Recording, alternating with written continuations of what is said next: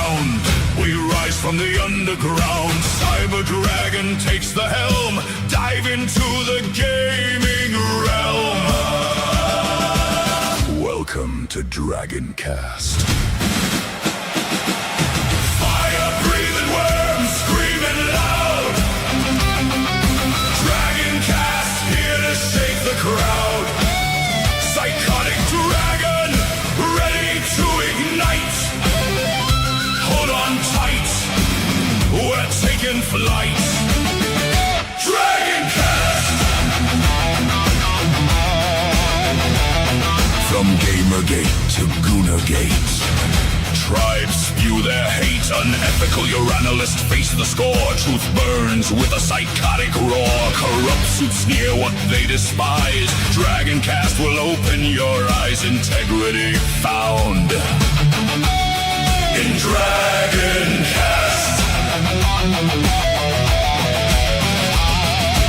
Raise the colors, beat the drum. The digital revolutions come. No kings of greed shall rule the game. Freedom burns with dragon flame. Worlds clash in endless collision. Gaming news with a fierce precision.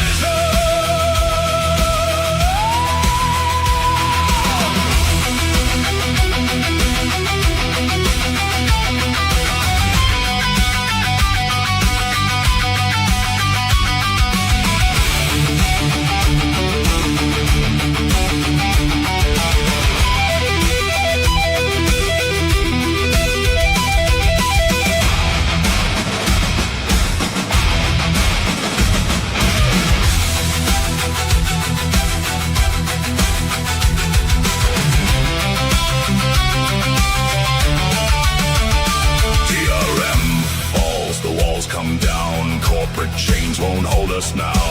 Ownership is worth the fight. Stand together, hold the line. Gaming's news with a dragon bite. This is Dragoncast. Fire-breathing worms screaming loud. Dragoncast here to shake the crowd.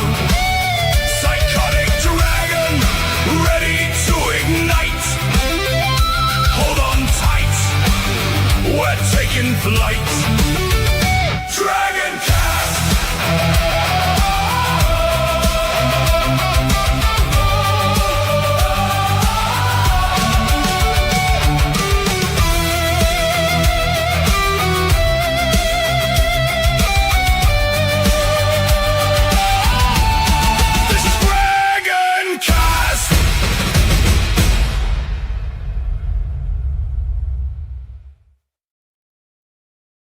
And we're live, everybody, and hello, and welcome to Dragoncast.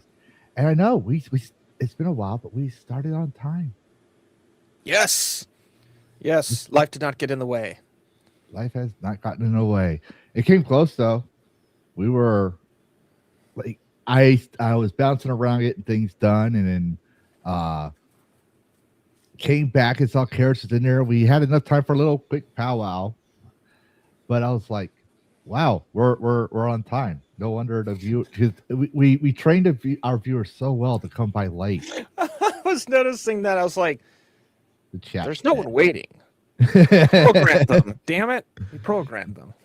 Yeah. But yeah, so as you know, last week we talked about PlayStation, and today we're going to be talking about Asha Sharma. So I wanted to have a little nuanced conversation, because everyone likes to put their spin, but we like to be the middleman and just get the cold, hard, honest truth to everything.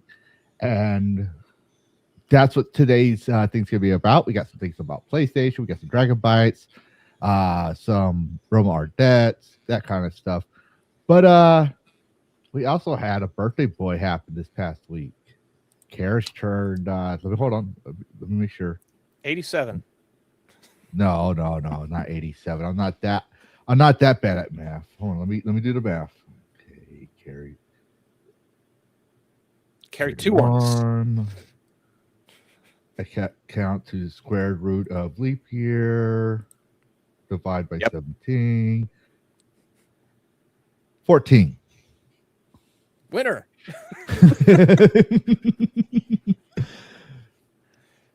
No, I turned the age of which answers all the questions. I am now a fresh 42, and I don't know if I can say I feel it, but when I hurt, I feel it. That's usually when the reality of age comes in, is when you make a mistake, and oh, that really hurts. That's right. I'm not 24 anymore. I'm actually more paranoid because, we're both the same age. I'm more paranoid of the flaccid penis and prostate exam milestones. Yeah. Every 6 months, something reminds me that that's going to happen soon. And it's like, do I turn it into a Robin Williams stunt where I just like become a clown about it? Or do I just go in dour and like, okay, let's do this? I haven't decided yet. Which is weird because studies show that our actual peak era, like our prime, is in our 40s to 50s for men. Apparently, yeah.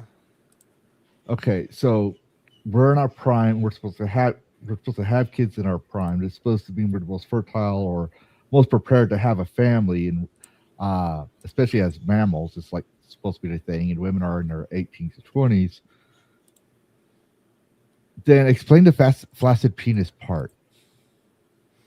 Like, then that's why there's also the outliers. It explained the fact that there are some women that will do well into their 50s and 60s. It's like I've heard that bit of data, but yet there's enough outliers out there that I think, yeah, we got to like turn the occupancy down on this supposed data. We need to like, big old like several dozen asterisks on that. Yeah. But on the plus side, you let's see, you did demos this past week, and yep, we were playing some Unknown Species. Oh, that was such a good game. Yes. Oh boy. I played enough games that I feel like at certain points I worry that like my numbness has made me not give a rat's ass. No, that game I got done, like we all left the Discord, and I just kind of sat there just thinking, wow, that was an adventure. Like I haven't felt that. That was kind of like the closest thing I can think of is, I think it was either this year or last year, I played a game called Mercuralia, which is basically just like an acid trip by an indie dev. Mm-hmm. But it was one of those like mind-blowing experiences. And you think, oh, it was just tiny little. No, it's Dead Space meets Mass Effect. Two amazing fucking franchises. Co-op. Have fun. I forgot to put Species Unknown on the upcoming games list. But man, I remember when we all, like me and Scaly died, it was just you, and you're being chased by that. Oh, jeez. I was really on the edge of my seat. Like the literal, I have not had that happen for 10 years. And I'm like, run, Birch, run, he's right there, run. So to set the stage of what happened, we were on this ship.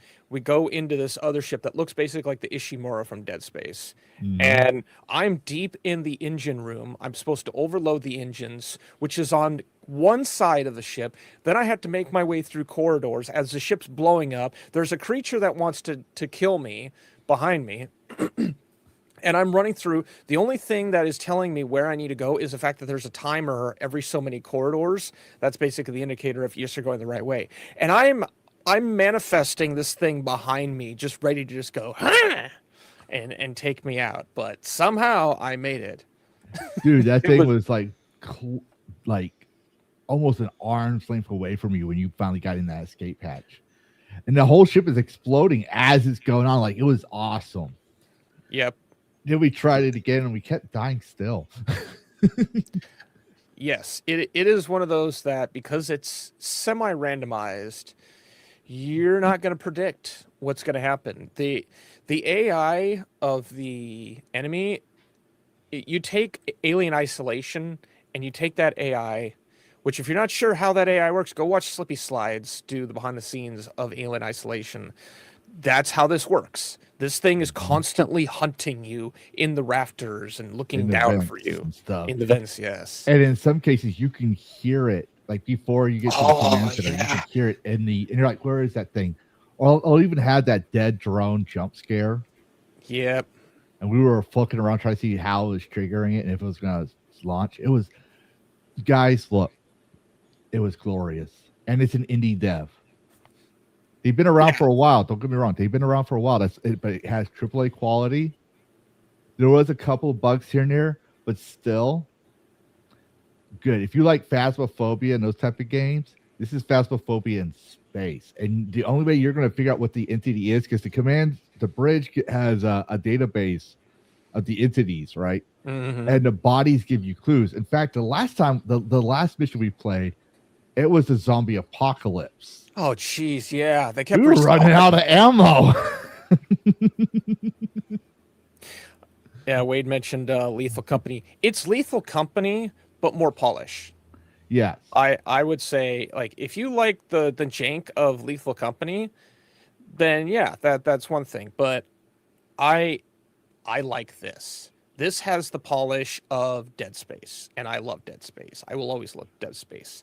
And so being able to do that in a co-op, like the closest thing we got to co-op with Dead Space was, well, that one co-op section in the third one, which was basically just a side shoot of the main story. It's like, no, I want to do Dead Spacey things, and that this game does that. Hell, I love it so much. I recut the trailer and I dubbed over it with basically a narration and threw it up as a short on my channel. And yeah, I'm really happy with that. Yeah. On my end, let's see. So my son was with his mom for the first time in a few years for her visitation of him. So I took a mini vacation. And then I found out that PlayStation had more shit going on, more shit being uncovered. Well, I decided to add that into a video, which ended up being 30 minutes, because I'm analyzing everything, including adding some stuff we talked. But I also did some graphs based on all that projections and stuff and found that, well, we were right on the money for one. And two, the context that we found when I added to the graphs, trying to keep it with the market realities and stuff, because I'm not gonna lie, I'm not good at math. I'm no stockbroker or anything like that. But when I add out in there like Gen Z buying physical discs, the UHD discs are rising in popularity, the physical market is stabilizing. Now, granted, sure, I won't lie, digital is still more popular. But when you consider the fact that gamers are refusing to buy full price games, and so for PC, that means we go to Steam sales, and consoles, they might go to secondhand markets. It really tells you how greedy, and especially since they've been stating this since 2010, what Sony's been wanting to do. Yeah, you find out how greedy they are, because like a lot of people says, "Oh, they owned Xbox down to 2013, and they really cared about it." No, they didn't. They said all that, right? But you got to say this is a corporation. They were trying to do this with a PSP Pro, and just months earlier, during the E3 2013 thing, months before that, they actually got exposed with a DRM for a future console, which in 2025 we discovered that future console they were referring to was PlayStation 5. They've been planning this from the get-go. It's just trying to get it going. So they try to get the market that way. Yes, but that being said, other than that, excuse me. We're gonna start saying hello in the chat. We do have this guy. We have Alan Jones. Hello. Alan Jones, welcome. And we're live on a Kicks with Alan Jones modding over there, and we have Wade. Hello, Wade. But yes, also, I forgot to do this on the 4th of July. I'm sorry, guys. So I'm doing it now. I'm bribing y'all as to why y'all should stay on my channel.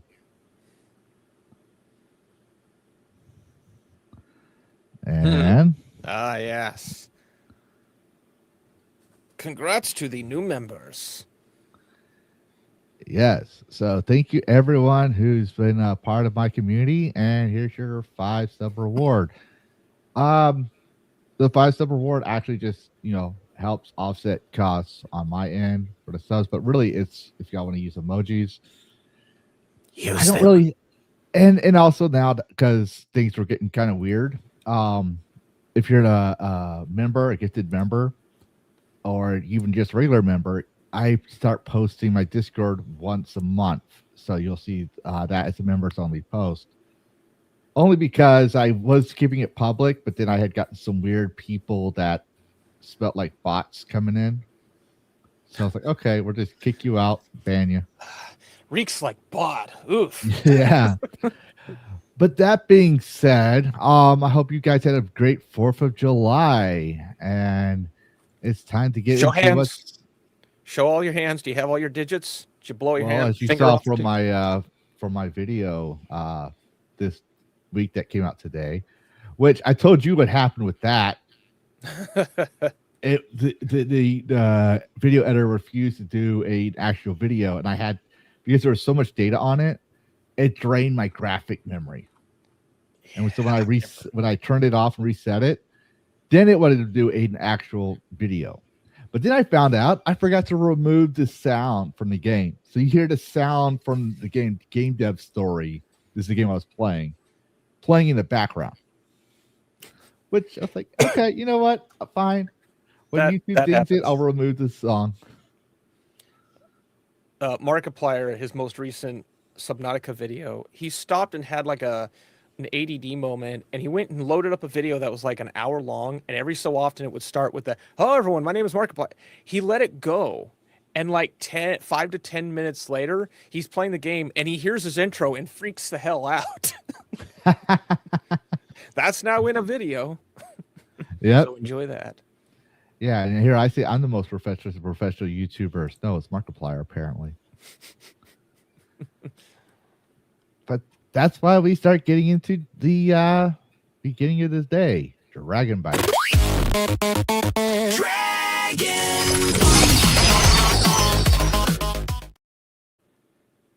All right. So, well, actually, before we do that one, do the one that's at the top before Dragon Bite. I just want to remind everyone, this is still going an ongoing fight with me. So if you can, please promote this. I did decide to send them a direct email in response to their email to me a while back. And I sent them the images, everything. Well, before this, I told them the same thing, but I didn't send the images. And they responded saying they can't do it. So I responded with the email, with the screenshots and stuff. So they haven't responded to that yet. So please get the word out there. Have your friends, family, aunts, uncles, girlfriends, people you threatened and or obliged and or blackmailed, preferably blackmailed, but I mean not blackmailed. You should chill, not blackmailed. But anyways, white male. Yeah, white-mailed. Help me get this out in the reach. This is so that's not cool. Because I think it's actually hindering my views. Yeah, I think so. I'm starting to notice a difference in my views. I would get hundreds, now I'm getting tens. And I post the same, well, I know I post the same content, but yeah, I post the same type of content every day, and it's usually pretty tame compared to Culture War, so it should get out in the algorithm more. Nope. I'm getting 10 views sometimes. I mean, granted, this time I have a vacation, but still, I was like,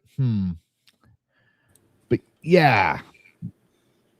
Moving on, we're going to talk about the European Commission. So the EU Commission says it cannot stop Sony from ending physical PlayStation games. So I saw this line, I did a double take.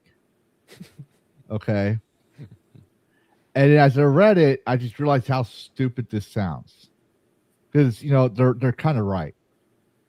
All right. Yeah. In response to from a member of Parliament, the Commission said companies are free to offer games and services in a manner they see fit. I agree with this, even if I don't agree with how they're doing it. All right.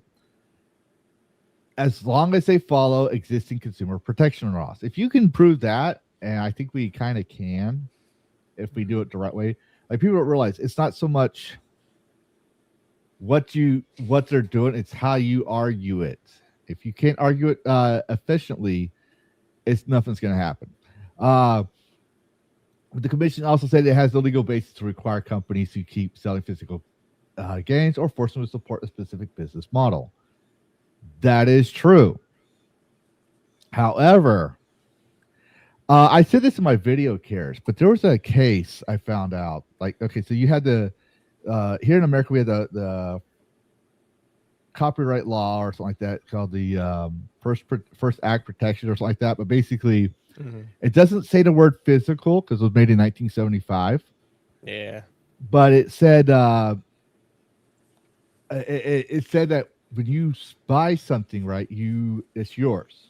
Pretty much, basically, in the most simplest terms. It's legalese. YouTube lawyers chill. I know I'm not a lawyer, okay? I'm just explaining it the best simple way I can because I don't have that on my notes. But there was a case in 2010, Vernon v. Adobe. And that case, even though they were doing license not sold, it was a boilerplate. After that case, they officially wrestled digital from that law.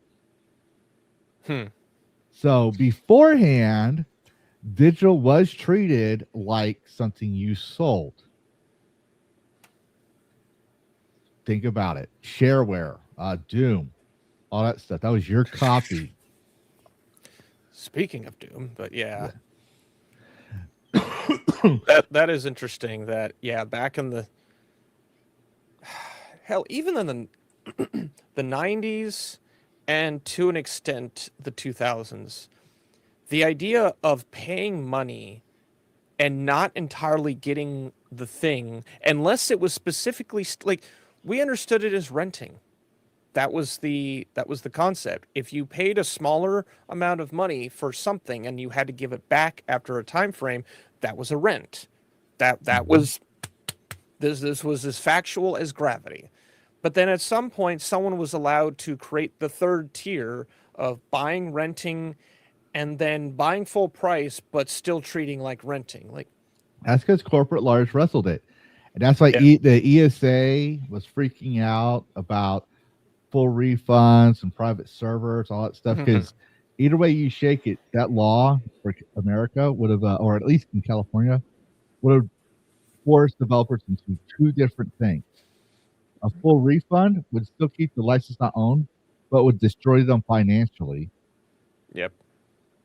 Because then they'd have to do a subscription-based model, which means we go back to what you said about renting, right? So then that means you can't make these billion-dollar games. And if they go with the release the code or make it available offline options, then they have to admit that these are physical games.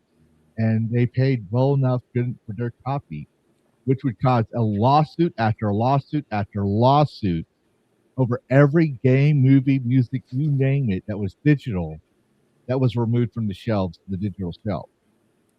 So it would be a market crash that you weren't about, a full-blown, industry-wide, regardless of the movies, games, whatever, apocalypse.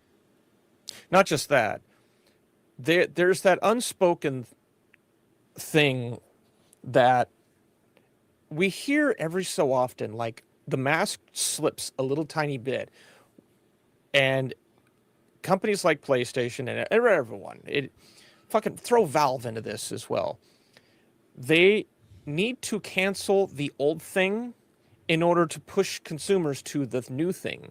And if you or I are busy stuck on the old thing because, well, we like the old thing works, why get rid of the old thing? If it's still working and usable, we're not going to be incentivized to go with the newer, more expensive yet thinned out thing. Yeah. And so you hear that every so often. Some lawyer at a speech somewhere lets it slip. It's like, this is going to hurt future business. Gotcha, fuckers. It's about money. It's about controlling the consumer's wallet and steering them towards the new thing because, much like a Fortnite season, we're not doing this season anymore. We're not doing that. Stop paying attention to that. Go into the new thing. Get excited about the new product. Well, no, also not just that. Product. The secondhand market, like GameStop and stuff. I put it out in my video. when GameStop makes a sale, the AAA industry does not get a cut of it. Nope. Just like if I sold my disc to Carrots at a garage sale, only I get a cut of it. And they don't like that. They would rather you pay full price for a game that was 20 years old than buy a secondhand market version of it, because they don't get a cut of it. There you go, people. $20. Except for Red Dead Redemption 2 PS5. Here, let's go PlayStation. What is it going to be? $60. Yep. Well, pick your poison, people. And people say, "Oh, the disc is falling. The disc is falling." No, watch my video. Watch my last video. I know it's 30 minutes long, but I did the math. I had this. I showed you my sources. I do the math. So there's nice, pretty charts out there for y'all to see that it's not like it's yeah, you can say digital is getting bigger, and I'll agree with you. But when you start realizing that people like PlayStation has been manipulating the market for years towards this, and this ain't no conspiracy theory, they actually show you. It brings a whole new light. Like, what would have happened if PlayStation promoted more physicals? Because they decide how much of Red Dead Redemption 2 is going to be stocked at Walmart. They decide how many companies are going to have those discs. And they produce about, I think they said over 60,000 discs a from one plant in Europe. Jeez. And half of those discs are PlayStation. And there's also a reason why you don't see a lot of indie physicals. Like, I've covered all that. It brings up something very interesting and makes you want to question things. But here you can get Red Dead Redemption 2 from Sony, the physical, for $10 on eBay. Look at that right there. Online play optional. Oh, look, it's 2 discs. Yep, there's an install and a play. Here's what I'm going to put. Because people, because we covered this last week, but there was that guy who says games today are too big for CDs anyways. We need to go digital. And so I pointed out, I was like, yeah, I remember Legend of Dragoon for PS1 being like 2 to 4 discs, and Star Wars TIE Fighters like 5 to 10 floppy disks. Just pointing that out there. Sit down, son. Games have always been too big because they were install discs. You installed it. And plus, Blu-ray, like disc, people don't realize is that disc, like movies on Blu-ray and stuff, or even UHD, has a far superior visual and audio quality. This has been proven. Far superior audio and visual quality than what you get on Netflix or anywhere else. Oh yeah, you can only plug 4K and 8K so tight into a video cable. You're not gonna. You have to strip out something. It's the nature of the game. It's why a WAV sound file has to be crunched down into an MP3. It's just you're dealing with mass. It's not physically. You're watching the MP3 version of a movie on streaming service versus getting on the disc. You're getting the waveform, the relatively uncompressed form. Yeah. You're getting a closer to theater edition. And watch, once that happens, there won't be no closer theater edition because you're just going to theater to watch a big stream on a big screen. It's going to plug in. They're literally just going to go to Netflix. You're going to see someone's little mouse cursor. They're going to go to Netflix, but they're going to accidentally leave that screen open, and they're just going to load up the movie. I would not be surprised that's already happening. I would not be surprised. Back end of Netflix. Yeah, it's possible. Mm-hmm. But moving on, we got some news about Albert Wesker. Yeah. So Craig Burnt, I can never say this right. I'm not going to try. But the voice actor for Albert Wesker in Resident Evil 4 Remake and Resident Evil Requiem has been removed from Fantasy and Magic Con. Now, I know he said Amicon, but when I looked it up, I think actually scroll down a little bit. I think they actually got you got community noted. But yeah, it says Fantasy and Magic Con. After people accused them of being emotional and verbal abuse. Now, I'm going to put it this way. I'm going to be perfectly simple. I believe everyone is innocent until proven guilty. It's a Fifth Amendment right, for one. But if he has said these things, then yeah, I expect him to be punished to the full extent of law. However, when you look at the pattern, I've been emotionally and physically abused. This has been a fucking thing since the 90s. In the 90s, people would cut off their fingers. I remember hearing about this on the news. One lady cut off her finger or toe, and put it in a bowl of chili, and then sued Wendy's for that. And then there was a guy, and they made fun of this in Seinfeld. There's a guy that burnt his hands over a cup of coffee. Which was based on an actual case. It was hot. He said, "I did not know it was hot." And now that's why you have contents may be hot. Yep. And it's because there's people more don't get sued anymore. The coffee case has more nuance, unfortunately. Mm-hmm. The actual, that was based on a real woman who did get burned, and they found out through internal investigation that the coffee that McDonald's was brewing was 1 degree below boiling. So it was way up there, and they've since brought it down. But it was known that the coffee was fucking hot. And it's when it comes to a lawsuit, and this is where you need this to go to court, is lawsuits are never 100%. 100%. You go watch Law by Mike, who's Attorney Tom. It's a spectrum. You've got 10% versus 90, 80 versus 20. If this goes to court, there's going to be fault probably on both sides. Probably on Craig and whoever he was with. If it goes to trial, it probably won't. Probably won't. And plus, he's getting sued for defamation. And here's the thing. I'm going to say, because there's a lot of false cases, especially cancel culture with Jeremy Soule and all that. People need to understand. I never met Jeremy Soule. I don't even know what he looks like. All I know is his music. I know his name from his music, all right? I don't know him from Adam. But I believe he was innocent, right? But he got canceled, and no one decided to hear his now I know what he looks like. But anyways, no one wanted to hear the context of the situation. Because you understand, goes all the way to 1991. Again, I'm not a lawyer. I like reading history, and I ask questions, and I research these things. There was a case between involving the U.S. Treasury, a woman, and was working there, right, as treasurer, and claimed she was being as assaulted or as harassed, something like that, and it created the idea of a reasonable woman. Meaning, believe the victim in the early 90s. No matter what, that violates due process. It really does. And they took advantage of that in 2010s, all the way up to Gamergate. And then we have it here. And I'm just saying, I'm not saying that he didn't do anything. I'm not saying that he did. I'm saying this is all hearsay. Like Kier said, we need to go to court.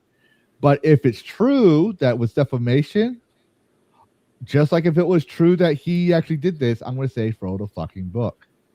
Yep. Nip this in the bud. Make people think twice about saying something that's not true. Because that's the thing I hate the most. Lies. But perpetuated. Yeah. I'm not surprised to see that he was dropped by something that what is it? The D&D company. I can't remember. The Fantasy and Magic Con. What's that? Are you talking about WotC, Wizards of the Coast? Wizards of the Coast, yeah. I'm not surprised that they would drop them. They knee-jerk reaction half of everything they do. And then they seem to quasi-regret it later. What was it? They did a D&D update or something, I think, or they tried to backpedal it later. It's no, you're just stupid at making PR statements. So not surprised that they would knee-jerk drop him like this because, reasons. Yeah. Bad ban. And there's one of a certain Buy My Book guy. I would not know who this guy is, but he got kicked from a sci-fi con back in the 2010s, And he wrote an email to everybody like, I totally would never start shit ever. I'm a guy. I'm the least shit starter ever. And he got removed from Sci-Fi Con because he was harassing people. And he tried to say, what was he trying to say? They're attacking me because of my right-wing views and the fact I'm a Hispanic. And then we know this guy because he was friends with George Torch, and he's the founder of Phantom Pulse, and find out he has lied many times. So, like I said, there's always nuance that I would just rather go to Discovery, but I figured this was interesting for everyone because, well, I like Wesker as a character. Oh, Wesker's great. I think he did a good job as his voice too. So probably a bad take, but I liked him as the character. Yes, Raging Wolf. We are talking about jumping the gun, giving into the knee-jerk reaction without really investigating anything. Speaking of which, I watched his video today. He had a video come out. He was covering Smash JT and PlayStation, and pretty much saying the same thing we say about nuances and stuff. Because Smash JT called somebody a soy boy, or not soy boy, a fanboy, because the guy says, "I'm going to buy digital. I wish you well, and you got the right call, but if you don't have discipline, it's going to fail," which is what we said, in 4 hours or less. So he has a nice video on that. I would actually tell people go look him up on his channel and go watch it. This is really cool. But welcome, Raging Wolf. Anyways, moving on, we got some news from Bahia. Brazil is officially joining the Stop Killing Games conversation. Congresswoman Jandira, I cannot say her name, has introduced Bill 3612, inspired by Stop Killing Games movement. If passed, the game publishers would have ensured players can keep playing their games even after official support ends. The bill would also update Brazil's Consumer Protections Code to better cover digital games. Why isn't America doing that? Aren't we the land of the free and the home of the brave, and we protect people's rights? It sounds like we're becoming the land of the enslaved and the home of the pussies. Just saying. That's why I say these politicians don't represent me, regardless of what party. Free the pussy! Oh my God. Let us go. We need freedom. Couldn't help it. I know. It's good. It was actually pretty good. But no, I actually like this. And like I said, we're going to try keeping updating on Stop Killing Games news as we see them come by. And we're going to cover PlayStation as well. Because I know, and let's be real, this thing will go. So far, it has a strong momentum about PlayStation, and we're going to show you, but it can burn out really quickly if you don't keep going.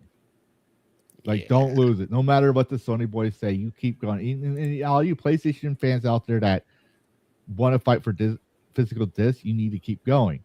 But you need to have discipline. Don't buy brand new Detroit Dark Souls and to go to the secondary market. Don't buy a single thing from Sony Direct. Go, which is ironic. That used to be the name of their store, Sony Direct. Go buy it from GameStop or mom and pop stores. Somewhere where they don't get a dime and it's pre-owned and you know it. All right. I wonder if I could, real quick, is there a photo of it? I should remember that.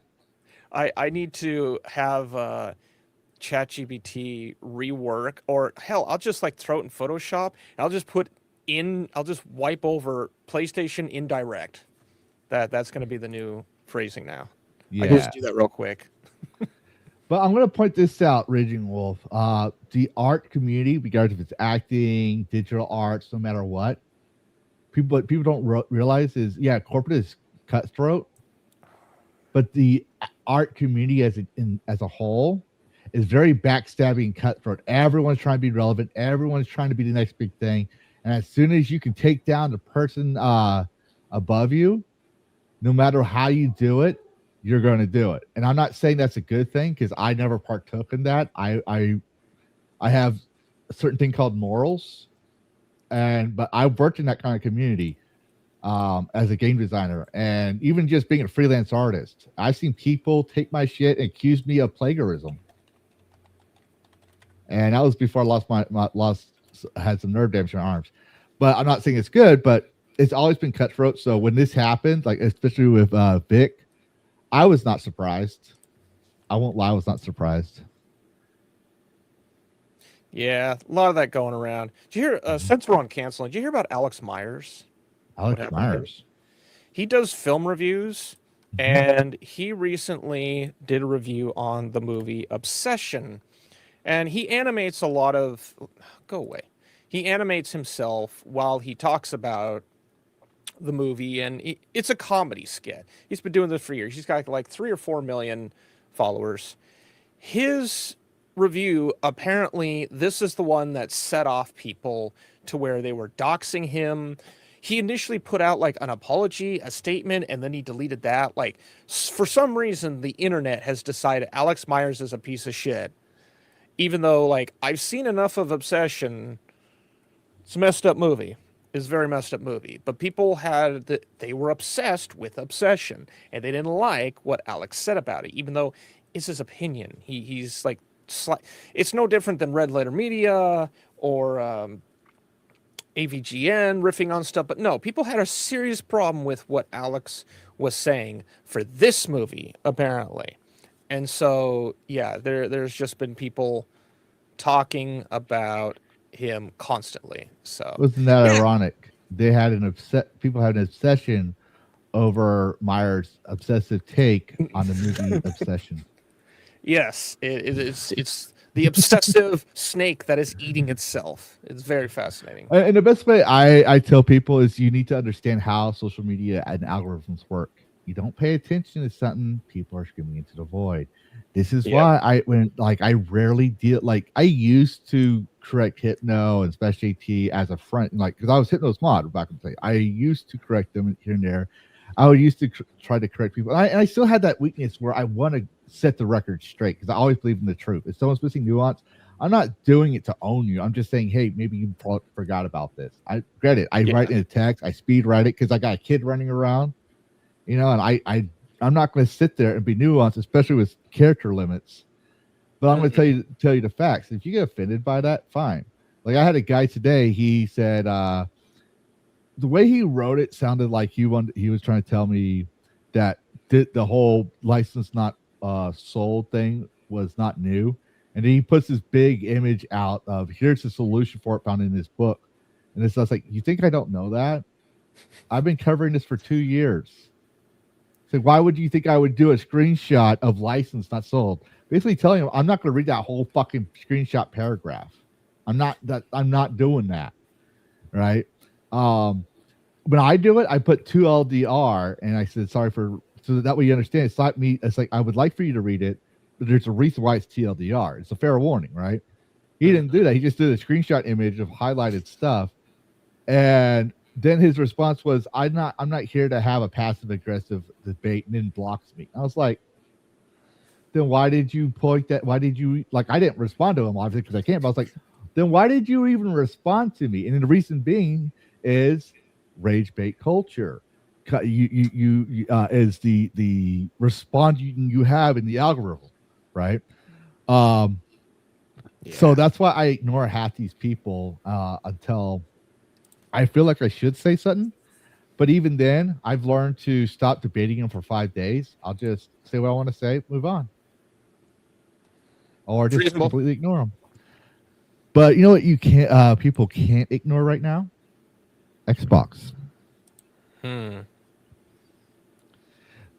So I'm just going to cover this real quick, and then we also have one from the private chat. But video game retailer urges Xbox to stand behind consumer choice by supporting physical. So now it's the roles in reverse, almost after 13 years later.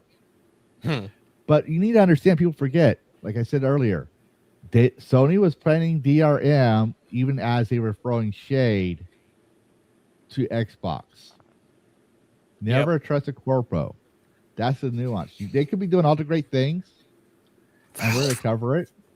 But I believe in nuance. But before we get to that that the one is in a private chat. I want to where's it at? Yeah, let's go ahead and put the next one that's underneath it. Sony killed physical discs. Yep. So this is came out recently. Recently it was in I saw it recently. But Sony killed physical discs, obviously, and Microsoft is trolling them with two companies at once. So, and originally, when Microsoft did it, Sony trolled them with just themselves. So now Microsoft is saying revenge, motherfucker, and they're bringing two companies. First, Xbox advertised physical discs for the new Halo game right after Sony, and we actually probably don't need to be putting this, but it's actually in the upcoming game, so we have proof of that. Now, GitHub, which we covered last week, also owned by Microsoft, which I did not know, just launched a promo letting developers burn their code onto a physical CD-ROM with the tagline, "Your code is physically yours forever." Oof. Damn. So they literally did a twist on Sony's own words towards Microsoft at E3 2013. Two Microsoft-owned companies trolling Sony within days of each other. Both timed perfectly with the backlash from GTA 6 shipping without a disc and Sony announcing all discs are done by 2028. The irony is Microsoft has been pushing digital harder than anyone for years, which is true. Can you show that source I sent you in the private chat? Yep. This also I found out today. I didn't find it. No, Wait, not that one. No, that's not it. I think it says. Let me yeah, that was it. That was it. All the X. Xbox could launch its disc-to digital conversation system as soon as next week. Project Posterion would allegedly turn eligible physical games into digital licenses. Now, I'm covering this because I was going to make a video on this, but I did not realize the depth of the Sony situation was going to be for my video. But I'm putting this out right now, so people won't be like, "Oh, but this video, you're making fun of Sony going digital. You won't mention Xbox." Here, I mentioned it, so shut up. But yeah, no, we'll cover that later on the week maybe. But we have some other news. We have Matt Ball. It's at the top of the private chat. Oh, the top. That's right. Yeah.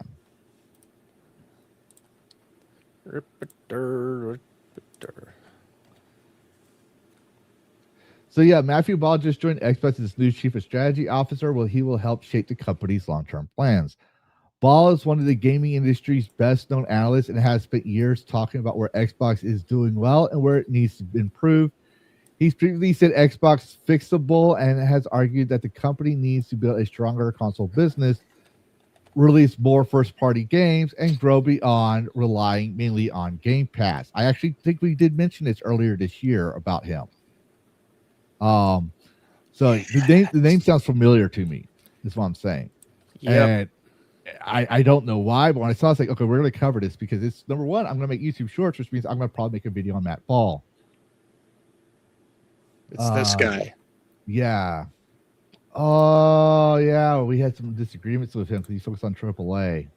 Yep. So that's going to be interesting. I spent years inside the game industry from the outside, now I'm company from the inside. So this could be good. This could be good, and it also could be very bad.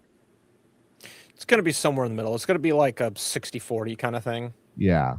They're bringing someone in who has touched the market or has actually seen the data, who isn't sitting in just a closed off ivory tower and, doing the circle jerk of yay, we company.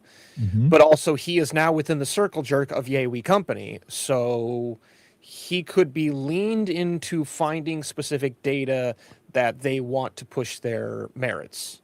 Yeah. Maybe not. Hold on for a second. We got Richard Frost from the Geeks and Gamers community over in Kick rated our Kick channel. He said he thought he'd see what Liv each up to. He's talking about subjects I can't discuss. Yeah, there's a reason. I'm not going to bring it up, Frost. I understand. I know exactly what you mean. But I'll tell Karis offline who you are. Nice to meet you.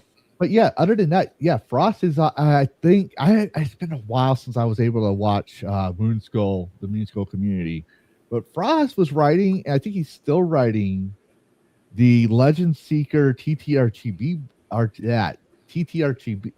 RPG book that they've been making for the past few years. So that's something interesting. And he also streams with other former Geeks and Gamers tabletop players on Moonskull with I think the last one I watched him do was Call of Cthulhu's. It was like a train. Ooh. Yep, and he's working on the world lore. But Fantastic. I will tell you offline, Karis, out of respect, because I asked him a couple things about the industry in the past. So there's some things that he told me he can't talk about, and I'll tell you what all that is off stream, because we can't do it on stream. That is reasonable.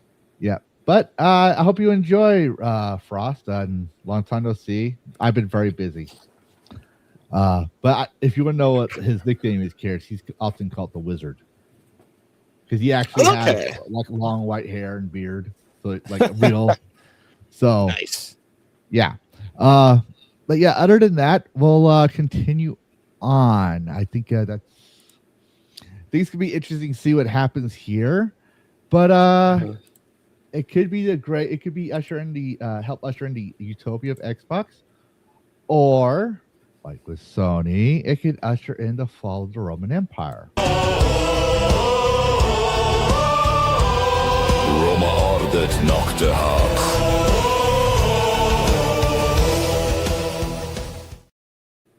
Okay, I'm bringing this up. We usually don't cover these type of people. But Yorch Torch gets busted again. So if you scroll down, he posts this, okay, on July 4th. Physical media, right? And the way he posts it looks like it's his collection. Yeah. All right. But and people actually say is that your collection, and from a fellow collector, so off from the bat he's doing this to mislead people. But when he gets caught, he actually says 15 hours later, it's from this collector on this Instagram, which I'm one of the ones that calls him out. I was like, do you realize we can do an image search on Google? So, yeah. That is hilarious. Yeah, he gets caught. And it's funny, I'm mentioning this is because he posted another thing calling calling everyone who plays games fucking tourists. But he's not, because he's not a gooner. Over Stellar Blade. Yeah. We all know Yorch is a fucking tourist. He's a fucking poser. We all know. I know. It's not news. But I'm pointing out is that he's just like the left. When they go and they'll steal something or borrow something, in the interest of saying that's his collection. Like when we show images and stuff, we're not doing it as this is ours. We show it like as clip art to show context of something, right? When we make thumbnails and share images, like there's nuance for that. Here, he doesn't mention credit to that it's someone else's. He posted only after getting called out multiple times. Does he mention, oh yeah, this is from this Instagram person? I'm gonna get a shelf. I'm gonna get all my games that are in storage, and I'm gonna put them on a shelf. And actually, it was like a couple years ago, I made some stickers of my logo. I'm gonna slap a sticker somewhere on there to show that's my fucking watermark. This is my collection. You can't claim otherwise because no one else has my logo. Yeah, like that's almost where we're at now. Is we have to put our watermark on because someone else is just gonna take it and say this is mine. It's mine, right? I need to make a note of this. So, Pirate Nation, a Chinese courts have ruled that gaming accounts and game items, digital purchases can be passed on to family after death, setting major legal precedents for. Why does the freaking commies have something based? I'm not kidding. I'm actually that's embarrassing. That's embarrassing, America. Get your fucking act together. And we have Yorch is the Fanuc, yes.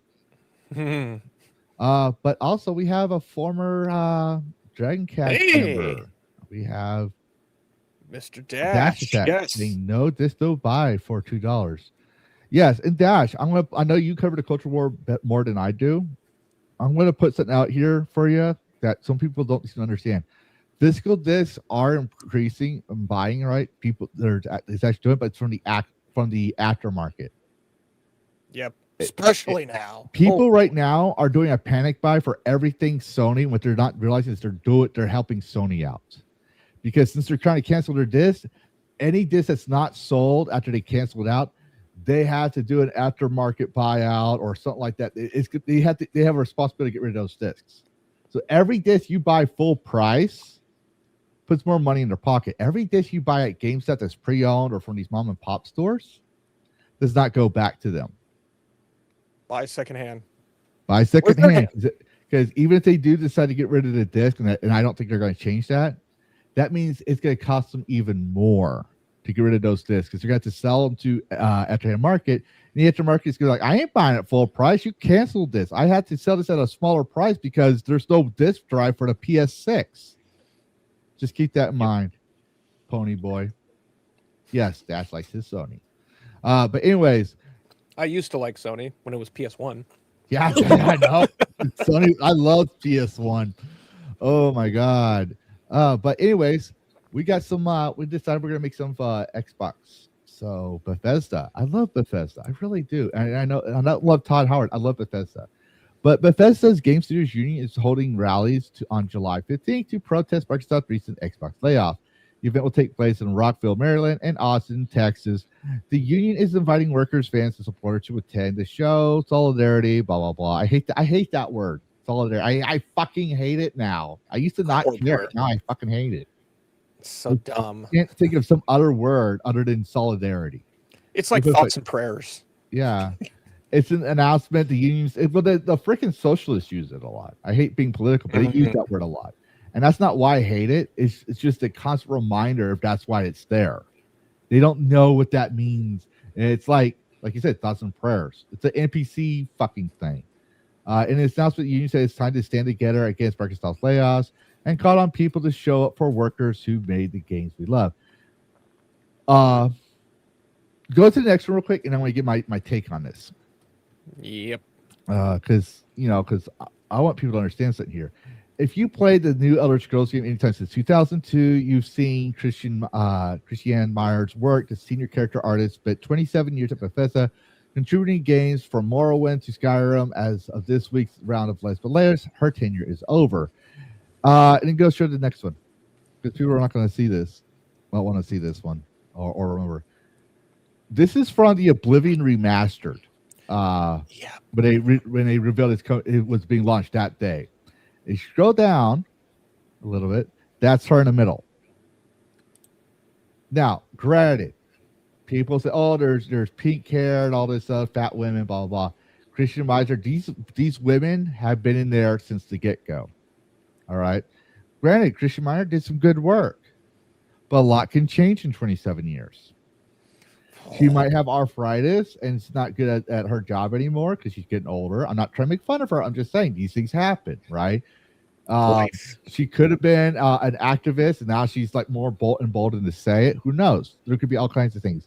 The thing is once you start making it more costly for the company, you're going to be gone. And Sharma, you can't say I don't support the devs. I do support the devs, but well, we've seen time and time again, especially in Europe, all these unions would be like, we stand in solidarity, this, that. And we find out these unions, when you do a quick look, like VGN and a lot of Ubisoft unions, they say a lot of leftist things. Like, we want, what was the one thing they said? We want NACON to make a stand in solidarity for what's those guys in the war against Israel? Philistines, Philippines, Palestinians, right? Free Palestine. Yeah, free Palestine and open borders. Like, how does that help the game industry? How does that make your job better? How does that help with crunch time? It doesn't, but somehow the entertainment that is a video game now suddenly needs to be politicized and needs to have a splash screen that says Free Palestine every time you load the damn thing up. Mm-hmm.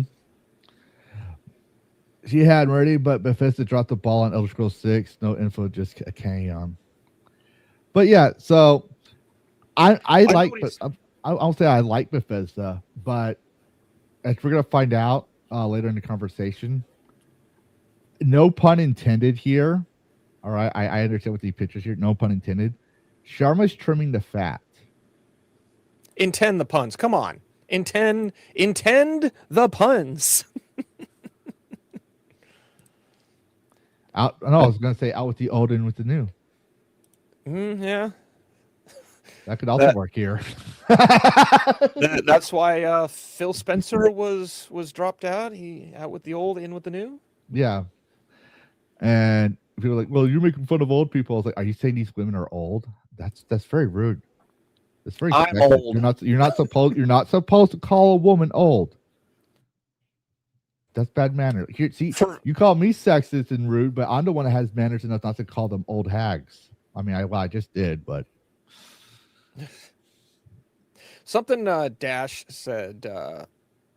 Yeah, they dropped the ball with ES6. Elder Scrolls 6 should have been literally finished and released 2 to 5 years ago. In terms of steam, momentum, that should have been when Elder Scrolls 6 would have come out. But because Todd Howard is a fucking cunt boy who is shorter than fucking Robert Downey Jr. and thinks of himself as the hottest shit on the planet, oh no, I want to go experiment and do other stuff. Starfield, Fallout 76. Where are you, Todd? Where's your company? Doom the Dark Ages didn't sell. Yeah, I did say that right. Didn't sell nearly as much. It sold the least amount of the previous 2 titles, apparently. Like, what now? What do you got? Yep. All right. So, that being said, I'm all for it for Bethesda getting reduced in size and weight. Yeah, we need. They need to do something that I've been saying for over a year. They need to start trying again. AAA doesn't try anymore. I would argue Starfield. Hold on, David. These women have been here since Morrowind. Yeah, the color probably wasn't in yet. Yeah, you need to understand it. Just because I'm not trying to offend these women, but I'm trying to correct you. Just because they have multicolored hair doesn't mean they haven't been here for one they get games. Christina has been noted for a lot of great things. All right. I'm not saying they haven't had these ideals since then, but they actually did contribute to Bethesda. Oh, he hates Morrowind. Why? Yeah. Tell me why. I've never played Morrowind. You're the first one who's told me I hate Morrowind. I want to know why. Because I wanted to play Morrowind. I'm curious. What don't you like? The stage is yours while we do stuff. I'm curious. Exactly. And Chris, we get the idea with the Grappler station. Okay. What is that? What is that? It means money grubber. Oh, okay. Grappler station. We don't need to be doing chanting mantras here. I mean, if you want to contribute, it's like with the chat. I'm all for it, but yeah. Let's see. The more RPGs I play, the more it is I don't like it. Okay, then it's just RPGs in general. Slow and pointing. So it's not just Morrowind you hate. You hate all RPGs. Well, that's different. You know, not everyone's going to play RPGs. Got it. But that's no, we're going to move on from here. But yeah, just can I ask you this, Carrots, if you don't mind? Hataru, your girlfriend. She has on her picture it looked like she had different colored hair. Yes. And you wouldn't say she'd be like the psycho feminist crazy feminazis, would you?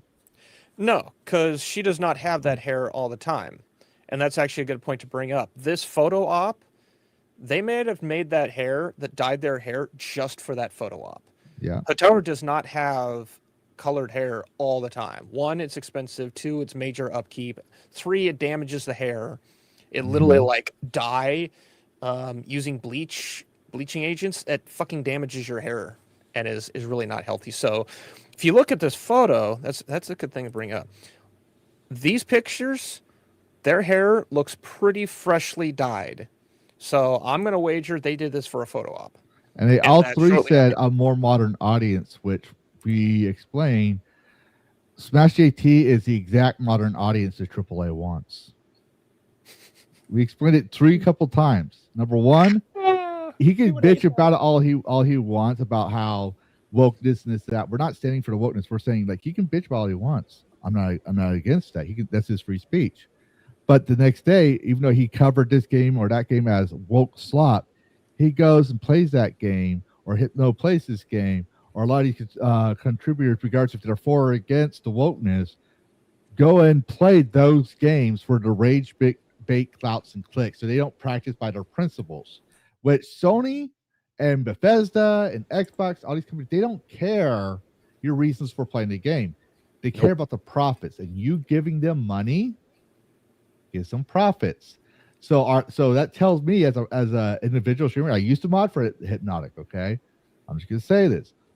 I'm a man who stands by his principles. If you're gonna tell me these things and you go buy it, I'm not gonna respect you anymore. I just can't. I'm sorry. Because you're being the very hypocrite I stood up against in Gamergate and Doritos Gate. I hated the incestuous relationship between games journalists and games developers. I hated the lies and the lack of integrity on things. And if the very people I went to answer these things for me are starting to do the same thing, fuck it, time to go. But anyways, that being said, we talked about this enough. I want to trash Ubisoft. Yes. This is a twofer. Well, actually more than that. So Ubisoft has responded to the backlash of Assassin's Creed Black Flag's recent paid DLCs and microtransactions. They say players don't need to buy them. You know, that was the same argument Capcom made about Dragon's Dogma 2 with all their microtransactions in game costing about $180 on launch with all the DLCs and stuff. Right? The standard edition is the full complete edition. You don't need to buy these things. That's what they're saying. All right. And on top of that, I'm going to show you why they need this. Go to the next one. Okay. After the success of the game, Ubisoft employees, 51 of them have been laid off after Black Flag Resynced. Yes, I'll argue that this is general practice throughout the industry since the industry came around. The lower ones, they start in a job once the launch is complete. If there's stuff going on, they move on to the next company. That's why these people know each other as they got bigger, right? They worked with each other. However, these are union devs. And I covered this back. I don't feel sorry for them because I covered this a while back. 2 videos ago, if you watch my videos, you'll see a Ubisoft Barcelona, which is where this game was being made in. And they have a black and red flag, which and I talk about their union. Their union is an endo-syndicalistic union that literally uses union dues to fund their political messaging. I'm not talking about conspiracy theory. They actually say it like endo-syndicalism, all this other stuff. So they have not helped these devs out with crunch time, crunch culture. In fact, crunch culture has gotten worse in Ubisoft. Yeah. So this is the price that's being paid. Because they were so desperate, they thought union would help. It did not help. They pretty much put themselves in slavery of another master. And these unions don't care about the devs that became new members for them. Because if they did care, they would have stopped this before it happened. Because they say, oh, yeah, you can say, oh, yeah, but they made a statement. It's like, yeah, these 51 guys are toast. So they told them, stay in with us in our strike. You should probably do your resume and all this other stuff. Right, stay with us in the strike so we can make it better for everyone else, and we could probably help with you. The problem is with Spain's laws, if a company is failing, they can't force them to keep the 51 members they're laying off. All right, this is why I don't like doing politics, because politics doesn't cover the nuances of the laws and cultures and everything else that happens. I feel sorry for these devs. They might have been great guys who didn't really care about politics. They just probably wanted to do their job and believe Ubisoft was still a good company. But I'm exposing this because Ubisoft keeps trying to say they're still good, and they're still hemorrhaging even after the success of something like Black Flag Resync, which we'll cover later. I have one to add to this. Mm-hmm. I had to go dig it up behind the scenes. Wait, no, damn it. You bastard. I wanted Ubisoft. You tricked me. Never mind. I don't have anything. I don't have anything. You don't have anything?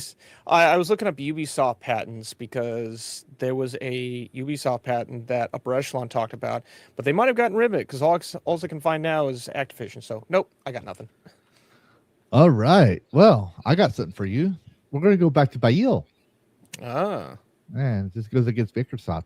So a Brazilian PC gamer says he successfully sued Microsoft after his account was blocked and he told to repurchase his digital games. According to the user, a Brazilian court ruled that Microsoft must restore access to his account within 15 days or face daily fines. The court has also ordered the company to pay 2,000 or basically $400 in compensation for moral damages. Wow. The court document states that Microsoft must unblock the account linked to the user's email. And the reason I'm bringing this up, right? First off, this might help the previous one that we talked about with Brazil lawmakers. But two, this sets a precedent, even though it's in Bail. All right, this is what I believe. Bail just Bail law, Bail court. I know people say it was Brazil. No, in their tongue, from what I learned, I dated a Brazilian, and she said it's Bail. So I keep saying Bail. All right. So Bail, them doing this sets the precedent that it was his account. Microsoft had no right to shut down his account. That to me shows a precedent for digital rights. So we lost a lot, but we're winning some. And all it takes is for people to wake up about this stuff. It's still gonna be a long fight. We fought this thing for 10, 20 years almost. We're gonna fight this probably for another 20 years, but we're going to be starting to make some gains because people are starting to look at the law, starting to look at these corporations, and starting to realize things. Like, here's the thing I'm going to tell people who want to fit digital things. I grew up watching John Wayne movies on VHS and DVD. I can no longer find John Wayne. I'm pretty sure if I look hard enough, yeah, sure, you can argue I could find it. But what if... let's put it this way. What if I wanted to watch the Conan movie, the Arnold Schwarzenegger one, with all the titties and stuff like that, or any sorts of sorcery that shows any titty, but I don't care about the titty. I just like the aesthetics. I like the way it was recorded, even though it's primitive technology. I like the story. I like the character designs, all that stuff, right? And then the Republicans come in, or libertarians come in, and I know people are like, oh, they wouldn't do anything. No, everyone says, if I ruled the world, it would be better. And then when they rule the world, it's not better. They come in power, and they want to censor everything, which they are trying to do right now. Shocker. This is why I'm not a right or left. Okay? And they removed that Conan, or the left removes John Wayne, because of the times that we were in back then versus now were morally insensitive. That is art that was lost to us. Art that we could learn from. Art that people cherish. That's my childhood memories you're talking about. My mom loved John Wayne, and I watched the original John Wayne True Grit. That's a memory that I love to this day. It kind of, in a way, I guess you could say that John Wayne character kind of inspired me to how I behave today, in a way. Without the drunkenness, but anyways, there's that. What about games that made history or saved the world that we did not know about it 20 years ago or 20 years to this day, but 40 years later we discovered that game or that movie stopped World War III from happening, or it inspired something that we never knew. There's always kinds of things that happen like that, right? So that's why I'm against censorship of any any sort, and I think we need a federal law that protects our rights, because I stand for laws that protects the rights of everyone. That can be both sided, and that's why I'm thinking Brazil is going to be good at this, hopefully. I went looking up to find out the why. No one in the comments of the X, go away, Tom's Hardware. Yeah. No one in the comments was like, what happened? So I went looking up. He modified his own Xbox. He put like modified firmware, and Microsoft said, You can't do that. That's not yours to do. That's yep.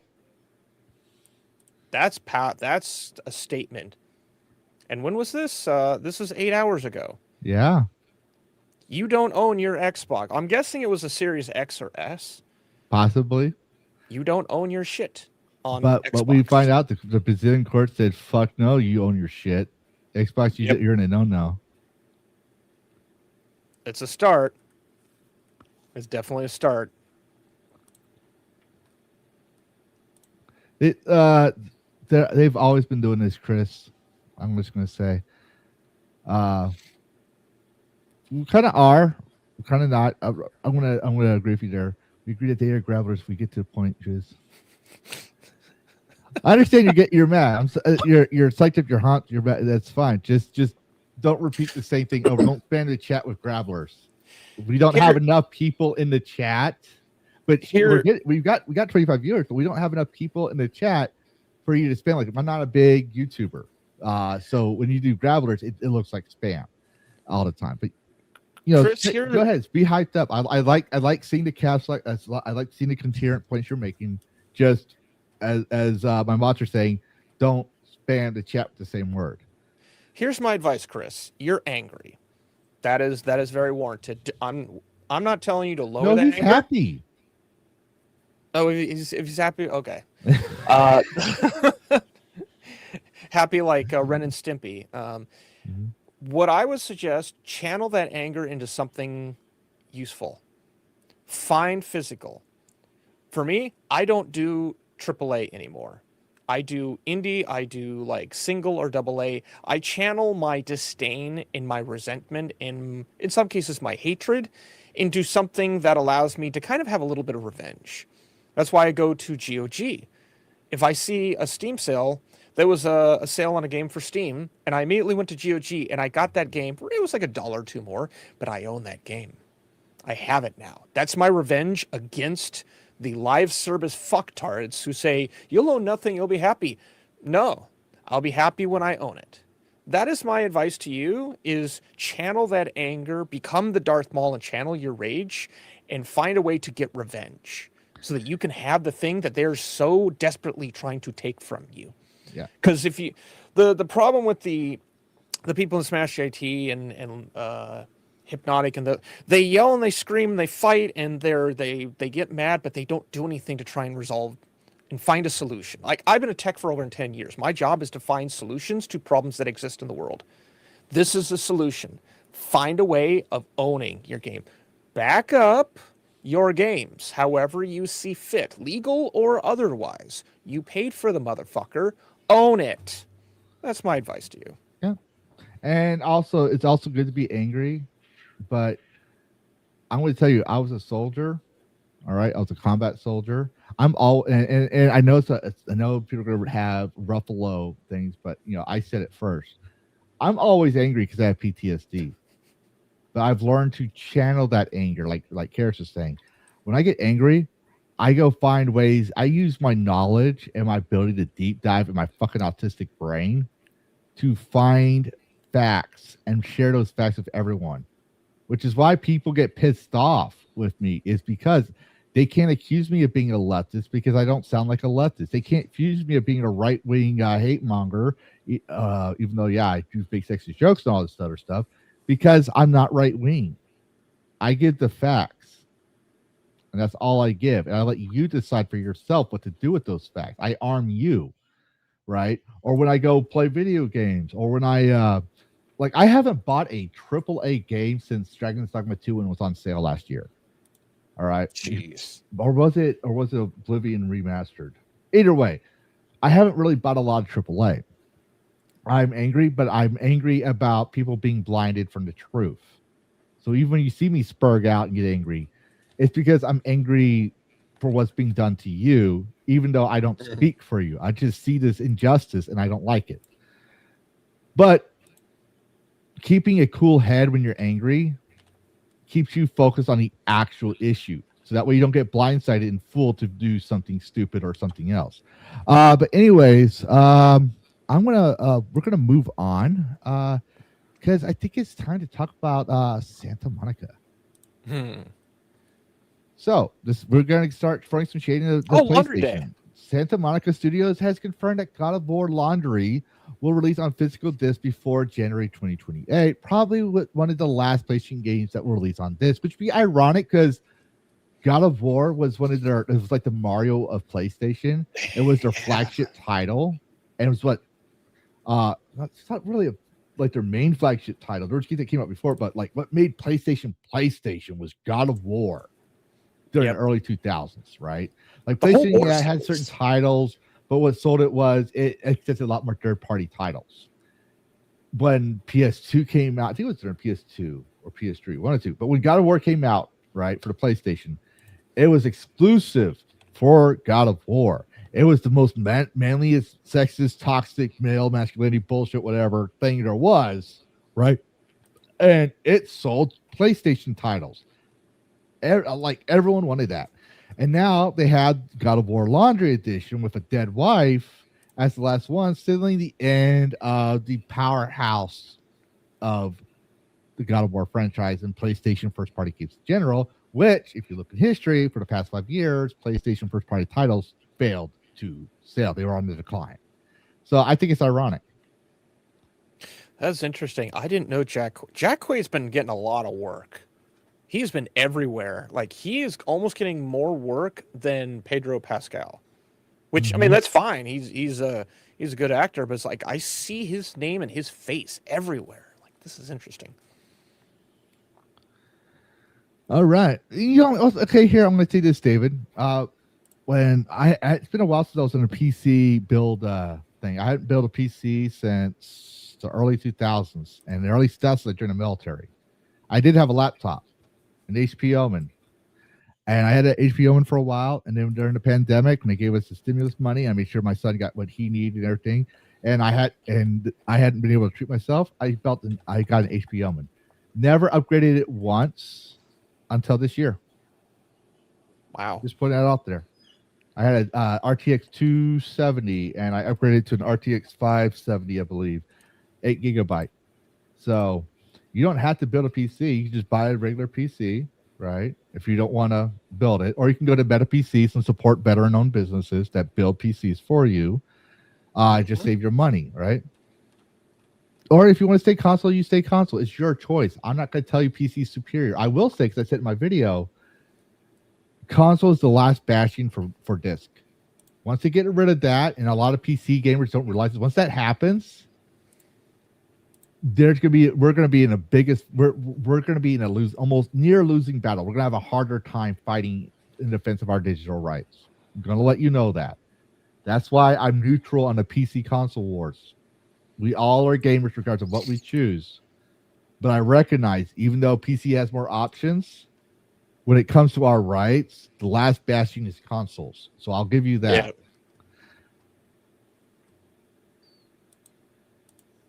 So we will lose everything if we don't play by the law. You cannot act superior and do crime. Then you're just as bad as the corporation. I want to let you know right now. They keep changing the rules, yes, but we can side with the law and know what is morally and just and right. When you use reason, like what we're doing, like what Stop Killing Games is doing, you win more people over. Okay? I forget his name, but the guy who founded the Stop Killing Games movement. Ross Scott? Yeah, Ross Scott, right? He did not yell and scream incoherently at the EU. He did not convince a Democrat to build a bill in California by cursing and screaming at him. He went with logic and reason. He did his research. He did his studies. He made a compelling case. And it wasn't until Yves Guillemot and the ESA came to these politicians and said, don't forget, guys, you're in our pocket. Yep. All right. But moving on. I don't know what that was all about, but that was a thing. That whole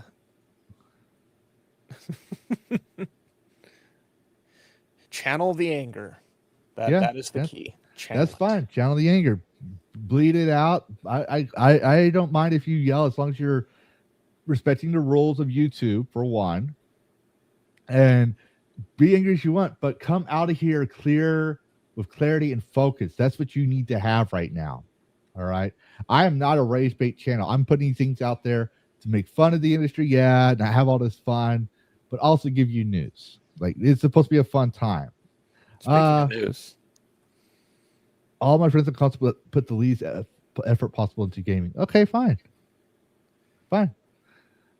They trade convenience for that's fine. That's their choice.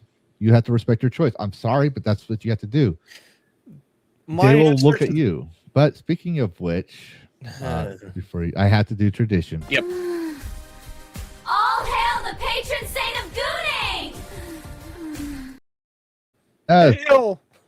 AKA the Goon Room, AKA No Name, has paid $1 just to give me shit. Okay, now that's a little. I'm not even gonna highlight that one. I'm gonna get trouble for that one. Yeah. Anyways, I wanted to add one little thing. Yes, all your friends. Can we pull up the all my friends on console? Put the least effort possible into gaming. yeah. That is something. Hold on, son. Give me a moment. Levistro needs to go do stuff. Yeah, I'll let you have this. I'll try to be back in a few minutes. Yep. If I'm not Go do back your and you're done with what you're saying, just continue on from the notes and I'll join in. Yep. So unfortunately, I have friends who don't put nearly as much effort into wanting to own their games. It's the convenience. Life is difficult, work is difficult. One of the friends I had, they got injured at work. They had a back injury, so they've been dealing with that in court.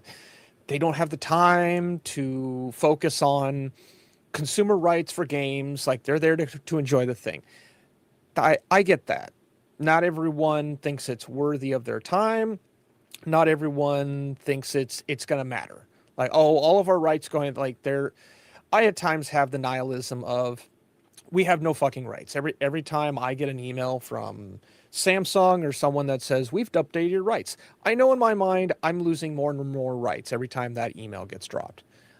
I don't let it ruin my day. I've got things to do.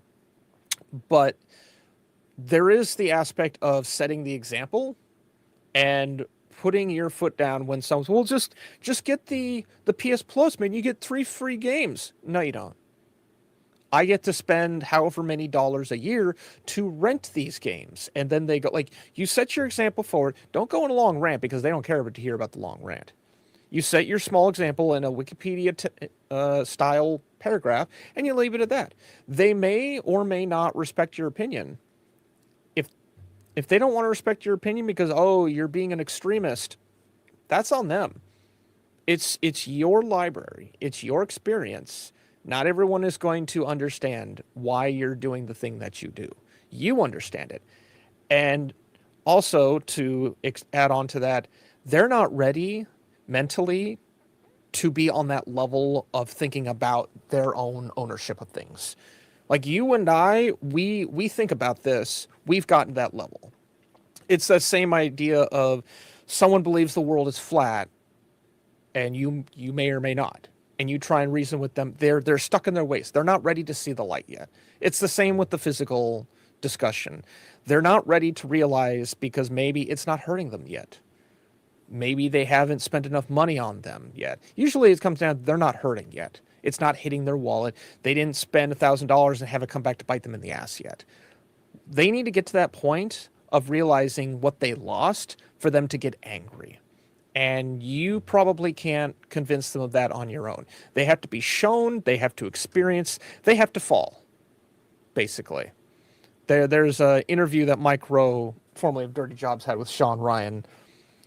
It was lots of interesting examples where Mike was talking about how he had to lose his safety net in order to change his perspective.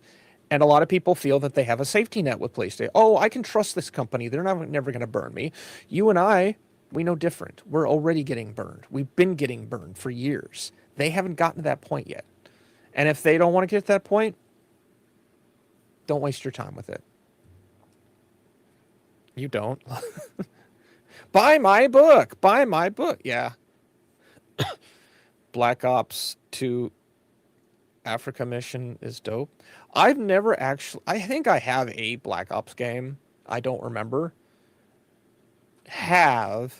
noticed I used that phrase. I did not buy a Black Ops game. I think it was part of the PS Plus when I actually had it. But I've never played any of the Black Ops games, even though I feel like I should, just for the sake of the single player, because I enjoy the kind of conspiracy theory mindset. But if I'm gonna play those games, I'm gonna find a way of buying them and owning them. I'm not gonna go streaming this nonsense.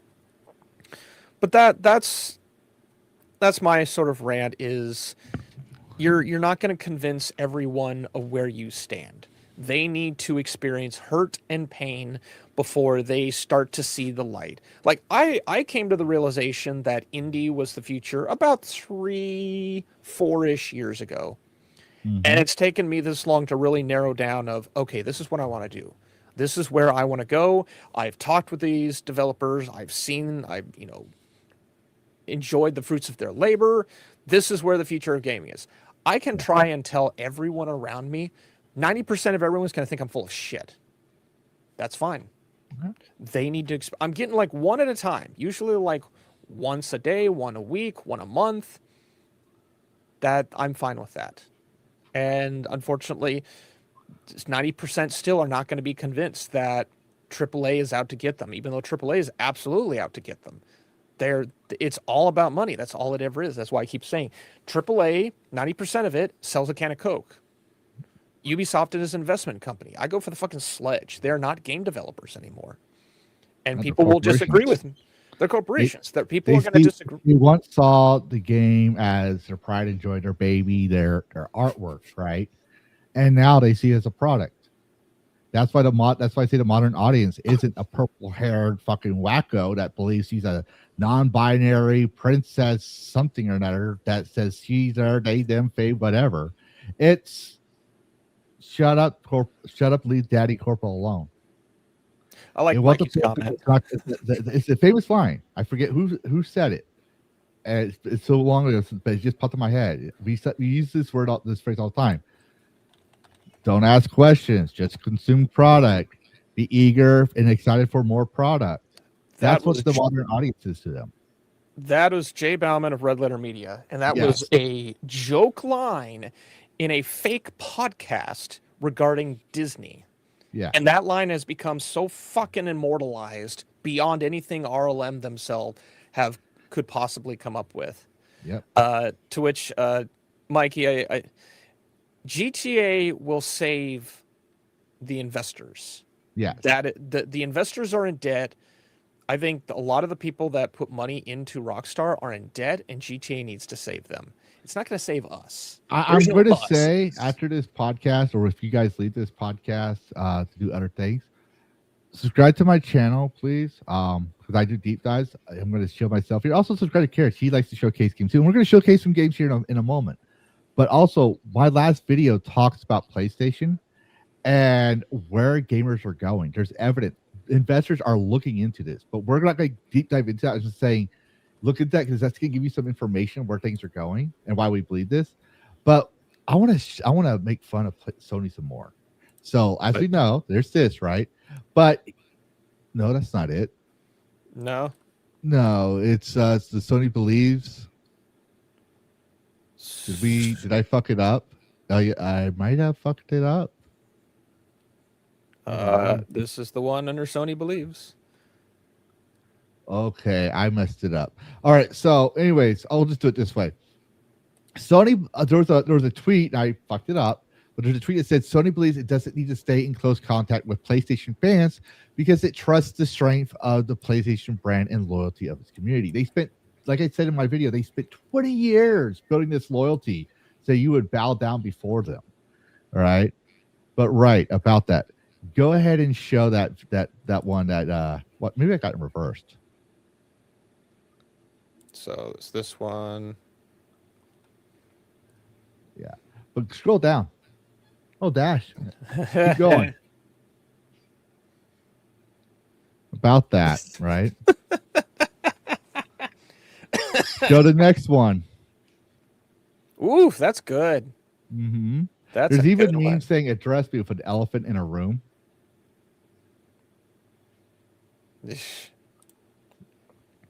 Internet required to install the game. Holy shit. And a lot of Pony Boys are pointing out, like, this has always been this way. This was the leak that I talked about in my video. This was from 3 years ago. Right? That little bar graph. But now go to the next one. Okay. In the list, because we want to speed through these. Yep. It's just to prove a point about it. Domino's not letting Sony catch a single break. Physical pizza is greater than digital pizza. And Damn. keep going. There's another one. Another link. Okay. There's more, yes. But wait, there's more.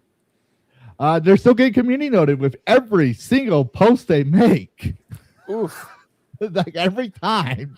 They really pissed off people. And I see the super chats. We'll get right into it in a moment. I keep going. They're because they believe their brand is going to take everything, right? But the Reddit moderators are removing posts criticizing Sony's physical versus digital sales comparisons. Well, if they believed in their brand, they wouldn't be silencing people on Reddit, on their Reddits. And if you think it's just there, go to the next one. This was confirmed. If you go to the next one. They asked anyone confirmed. It was confirmed, but on the PlayStation France stream, any messaging referring to PlayStation decisions is censored and you will be banned. That's how this brand treats their players. It's not about you. Confirmed. All right. When I saw it, it said they were asking if it was confirmed. Someone confirmed it in the comments, I believe, as well. But people are saying, but PlayStation defended us in 2013. They used to be peak. Well, let's go show you. Let me show you the next one. This is from my tweets. Because Pirate Nation points out about the license I own. And I say, I've been saying this for 2 years. I covered a Cali law on this in 2024, did a few EULA reads on gaming streams, and a whole Dragoncast on EULAs. I even harp on it in Dragoncast at times with a clip from South Park. And I want to do it again. I want to do it. I love this one. Are you saying you want out? Fine, you don't want to be part of this? Then just sign right here. No, you didn't read it! This says we don't ever have to let you out and then we can do whatever we want! Damn it, why won't it read? But yet people are shocked about it now. And the thing is, it's like I don't think I put it in here. I guess I not. But I pointed out to Karis that when there was an article from 2013 that addressed them throwing shade at Microsoft. But to be fair, the smoke and mirrors is they also were planning the same thing. Yep. So they were literally pointing. There's like a meme somewhere of it's someone like pointing finger. Look at this terrible person while they're also doing the terrible thing. Yeah.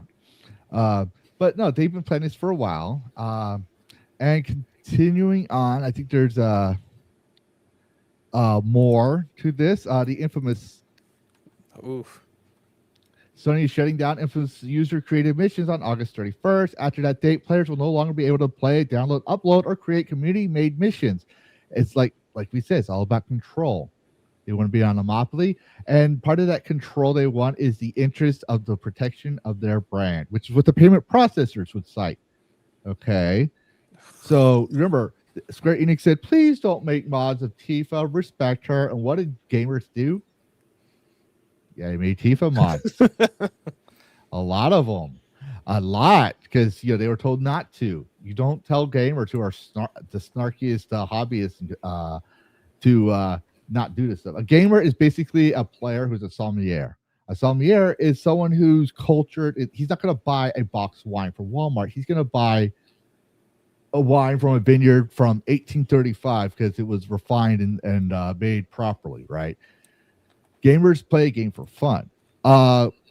Continuing on, new study, because we got to speed through these because we're falling a little behind. Sony's digital-only future could lead to higher game prices, and we covered this many times, but there is lawsuits over this. It's called a monopoly. This is what a monopoly can do. Yeah. Play somewhere else. Pretty much. And then we have Jeez. More. We have someone from India saying, why would we invest in PlayStation?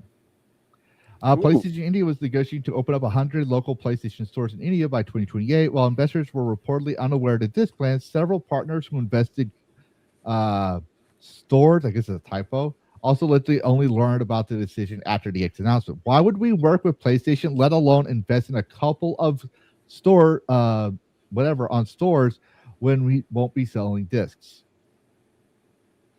Because remember, they removed the physical game cards from retail stores, and they're in a $7 million settlement after a lawsuit over it.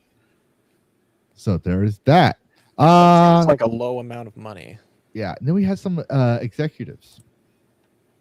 Oh boy. Yeah. This is from Super Sissy. This is the one. This is the one that people talk about. Pirate Nation just like apparently he did this. No, I found this out. He did this on July 3rd. After everything, so the investors did their stock point increase. Then he sells over 50% of his shares. I looked these executives up that we're going to show you in a minute because it wasn't just him, and found out they had not sold or bought any investments in the past 6 months. So that means that they also don't trust their own investment decision after this fiasco. They're the ones that decided all this. And after the backlash, you're like, oh shit. But they chose July 1st, hoping to ride out the players and consumers and everything else. Go watch my video. There's a lot of things I analyze, and I'm not because I know I keep mentioning it, but there's a reason why I'm saying it because we're rushed on time. But now I have to make one note on this. This is probably a small, tiny conspiracy. I've done tests like this years ago when Best Buy got some shit for laying off like a third of their people. Camelot 331 covered this. The stock dropped like $20 or something like that. And I did this little test. I bought like $100 worth of shares and I just sat on for a month. After everything died down, the stock flew right back up to exactly where it was. I have a sneaking suspicion him and a handful of these rich fuckers, they're selling off. They're anticipating the stock is going to drop, and they're going to buy back in, and they're going to. Oh no, Sony's already doing raise up. They're selling their stock, and the Sony company is buying it back up. But here's one thing that people don't realize. First off, they did this in the first, but holidays or seasons are coming, and all these stores are pissed off. September, November could really affect them in a big time. It's because even though customers might memory hole, these stores are like, our profits are being affected now. Yep. So it hurt Sony. Go on to the next one. Because it's not just him.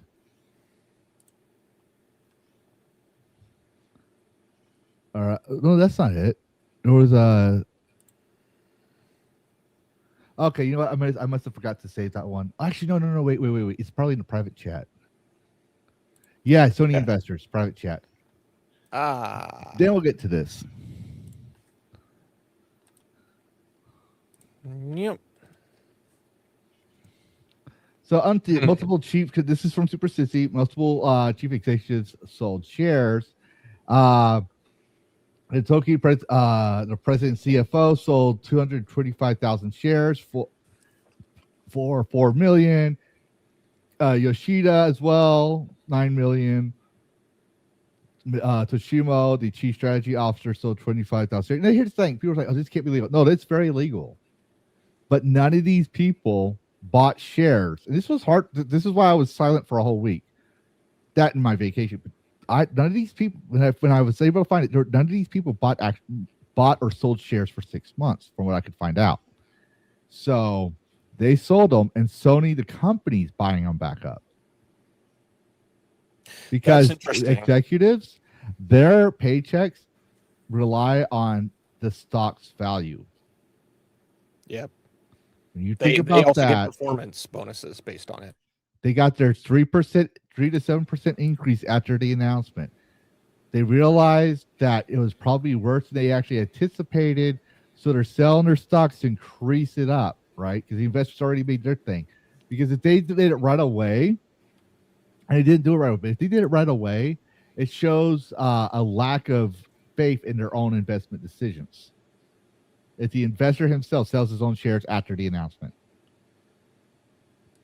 I wonder if this was on the American market, because if you sell before the 1 year is up, you get hit with like a 50% capital gains tax. And on $9 million, that's a lot of tax. So they have to have a plan to put that somewhere before it's tax time. That's interesting. Yes. But moving on, now we got Nure. And I don't usually use Nure, but she pointed this out here. It's interesting. No, that was the one with the stock picture. Oh. For right now, it is working. It went down a bit. On the July 10th, it went down. So I would say if I had the capital to put into this, I'd put some money in and sit on it for a month, see what happens. Put $100 in and see what happens within 1 month. You might be surprised. In fact, I should probably just do that. Just to put my money where my mouth is. Buy $100, move it over, and sit on it and show the after. But my point is, if all this confidence in their brand, and we're seeing all this backlash still going on a week later, I can't wait to see what happens at San Diego Comic-Con coming up. Hint, hint. Now you can show that. Oh, that. Yes, PlayStation's heading to San Diego Comic-Con with 3 live panels. Marvel's Wolverine, God of War Laundry, Marvel Token Fighting Souls, all taking place in front of a live audience. I expect absolutely nothing will happen. And of course, she's being snarky, but you know what? I want to be a fly on a wall. They're not going to take questions. They're not taking any questions. They're not going to take any questions. But here's what I think. Here's if you're watching my video, right? Maybe you're a longtime viewer, maybe you're a subscriber, maybe you're just seeing what the fuck is this purple dragon, whatever, right? If you're watching my video right now and you're going here, you should convince everyone around you, if they're pissed off at Sony too, to just stand up as soon as they start showing the Sony thing, go to the center aisle, walk out the back door, and wait until he's done giving his speech, and then walk right back in when Sony leaves the stage. That's all you have to do. That will be on the news everywhere, and it probably still won't change their mind, but it'll set a precedence that I've been saying for a while, that Sony has failed to read the writing on the market wall. I don't think people are going to do that, but it'll be funny to do if I saw that. I would actually be like, yes, but since I'm saying it now, I'm going to say I called it first. One news station, because they're all under, most local news stations are under Sinclair. One station will cover it, and then Sinclair will come in and shut it down, and then you'll have to go to TikTok, Twitter, Blue Sky. You have to go everywhere else to see actual recordings of people showing the long lines of people leaving it, and then you just hear, well, I guess no one's here. Thanks for coming, everyone. There'll be like one person in the seats. It'll be like the PA. Yeah. Okay, before we continue, I'm going to get into these super chats. There's 2 of them. Before I forget, GTA will shave us all. Duh. Why do you not understand? Well, because as you can see from Karras's most masculine face, he doesn't shave. So, GTA, nope. He doesn't understand how GTA is going to shave. Me, I'm a dragon. I don't have a beard. So I don't understand how GTA will shave me either. And then, scene. I heard Conquer 3 will cure cancer. Yes, it will. Yeah. I couldn't keep a straight face. Yeah. But that being said, we'll get into the next subject. This is actually a short one, but I know we all love our rights and our freedoms. And hold on a second. I forgot to get rid of this. We got more. Oh, one more. My PS6 will be better than all PCs. Duh. Yeah, exactly. Sure, it definitely will. But that I'm gonna add a citation on that. I'm gonna say your PS6 in terms of hardware will be better than at least 50% but you will have more limitations than a PC. You will be in a Have digital fun. prison. Yep. But anyways, speaking of digital prisons,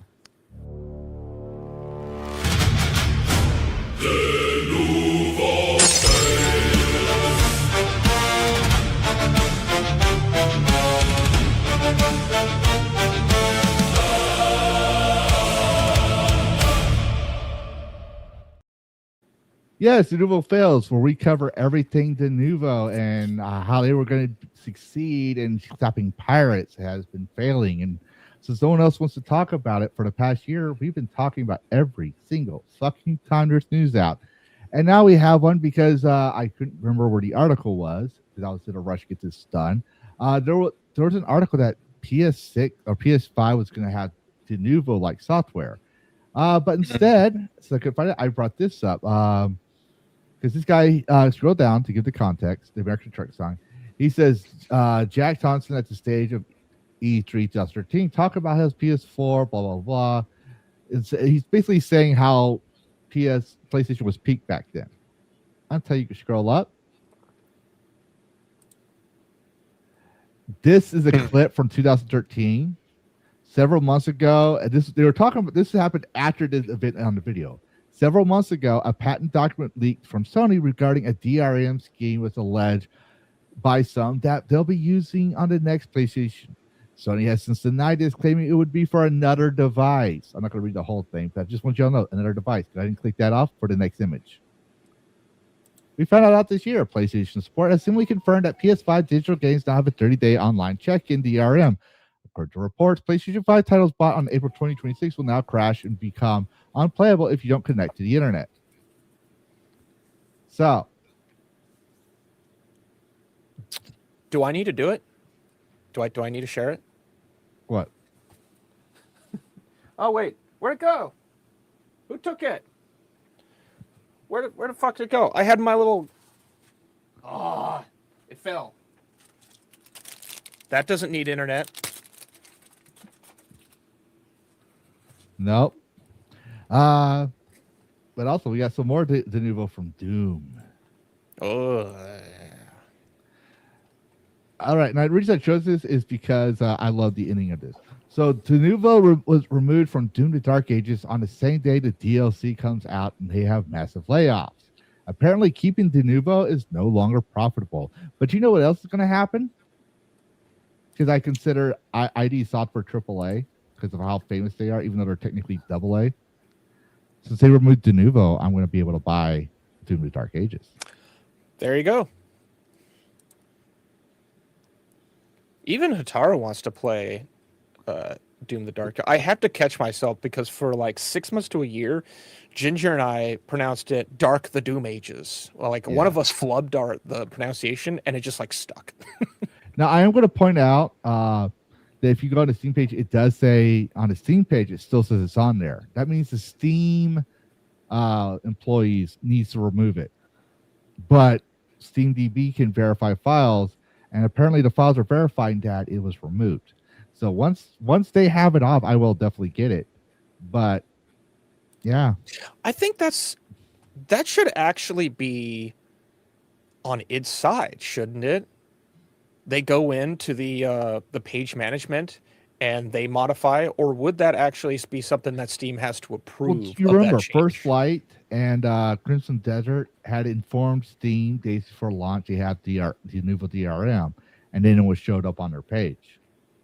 I don't think they put that in there. I think it's Steam that puts that notification on, because by law they kind of have to put like third-party EULAs and all that stuff in there. Oh, okay. That's quite the handoff of permission. If I remember correctly. I could be wrong. I'm not saying I'm always right, but that's what I've heard. And I need to make a game so I can test this. And specifically contract Denuvo for a $1 game. Oh, I'm evil. I'm terrible. Yeah. But you know what, Shares? Shut up and take my money. Yeah, and this is Shut Up and Take My Money, where we cover memorabilia and companies that say things that support you, the gamer and consumer, all that kind of stuff, right? Because everyone likes their little memorabilia, of games they love. Everybody likes physical games, all that stuff, right? So this is Chrono Collectibles. And if you don't want to go to like eBay and pay like $100,000 for a game from 2009, right?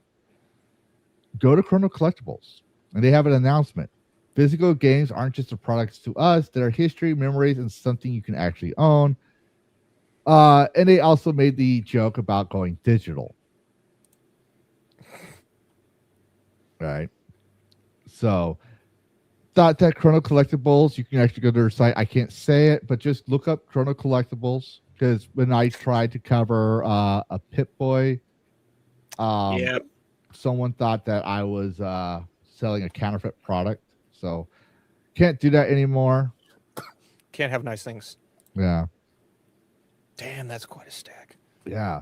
But I took a look at it. They have comic books. They have all the trading cards. They have sports cards, memorabilia, toys, video games. Look at that. Way back there in the back, in that background. You see an N64 green controller. Yep. I was looking at that. There's a lot of 64 controllers there. I just bought Dragon. I think it was Dragon Age. One of the Dragon Age games recently. I saw it. I was like, oh, look at this. I bought like $50 worth of games that was a little cheaper that I once had that I had to get rid of when I joined the army. Yeah, and Tony. America's Wasteland. I love that game. Oh my god. I was looking at the CD case. It looked like a Case Logic that I had, but no, the design's a little bit different. Now, I'd like to try to keep my cases in mint condition. It's impossible. But, you know, the as long as the case is serviceable and the disc is actually working, I'm not going to complain. Look at that. That's an old game right there. Old PC game. Damn. You got some PlayStation, PS1s. Sega X-Men. Saturn. Yeah. Okay, I'm gonna keep that's where some of us goon is like physical. I know, right? But I want to also let y'all know that don't let these memes distract you on what's really important. Okay, because that's the most important thing that people need to understand. Hint, hint, Karis. Sorry, I was looking at the chat. Hang on. Yeah, you were looking at the Double D booze. Got it. No, that's not it. Damn it. That was for. Yeah. KFC's at it again. Oh boy.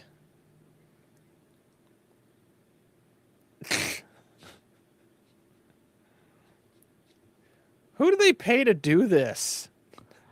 I don't care. It's hilarious. They do not realize, or maybe they do realize, that entire generation of us grew up, and now have severe trauma over attacking chickens in a certain village in Zelda 64. Yeah.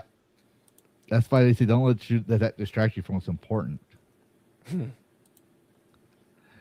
You know, I don't care if someone's going to say, well, they're just mob capitalizing on Sony. You think, yeah, they're capitalizing. I know they're corporations, but they're capitalizing. My product's better than yours. And here, they know. If you've watched KFC, they've actually made the same jokes about gaming talking points we had regarding chickens. So they know what's going on, right? They're capitalizing on Sony's misfortune. And they know it's going to make them money. So anyone that says, well, disc is just going away, it's just going away, bro, because it's old and archaic. Then how come KFC is not making fun of the disc defenders? They're not making fun of Sony because they know the majority of people want their fucking discs. Silence brand. Well, it's just like that one time when God of War Domino's made fun of God of War Laundry. Oh yeah. And that one lady who was a shield for PlayStation as well, another thing, she worked for these corporations. Like she just told them she found it ironic that a non-gaming corporation is telling a gaming industry what to do, and they better stick to pizzas. I haven't seen her. And she blocked me when I made my same response to her, calling her out on her corporate chillism. Where's she now? Work, maybe? Who knows? Yeah, she said, like, you're just bad you don't have a job. I was a freelancer. I worked with some AAA companies. I don't want to work for AAA at all. I don't need to work. Yeah. We got a super chat that passed by us. Passed by? Yes, I saw it. I'm going to cover it before the next section trip over. But actually, we'll cover it now. The next Casio calculator will own PCs. You know, is he talking about the new phone? Is he talking about that phone that? No, that was Commodore 64. That's what I'm thinking. But if Casio comes out with something that has like the power of a 5070, I'd genuinely be impressed. Even though Doom will literally run on a fucking pregnancy test. Yeah, we saw that. It'll run on a PDF. And it was a single brain cell with AI integration, like basically like a very primitive, crude cyber, or what do you call this thing? Cyborgs, right? Playing Doom. I was like, this ain't good. What? I learn more and more that somehow the way they programmed that game is the most universal input system that we've probably ever seen. Like, it used to be the standard was, oh, will it run Crysis? No. Will it run Doom? Yes, it will. The fucking Microsoft PDF will run Doom. You can play it within a PDF. Like, what the hell, Carmack? What did you do? What did you and your team do back in the 90s? You got some like fucking alien technology you stole from Roswell.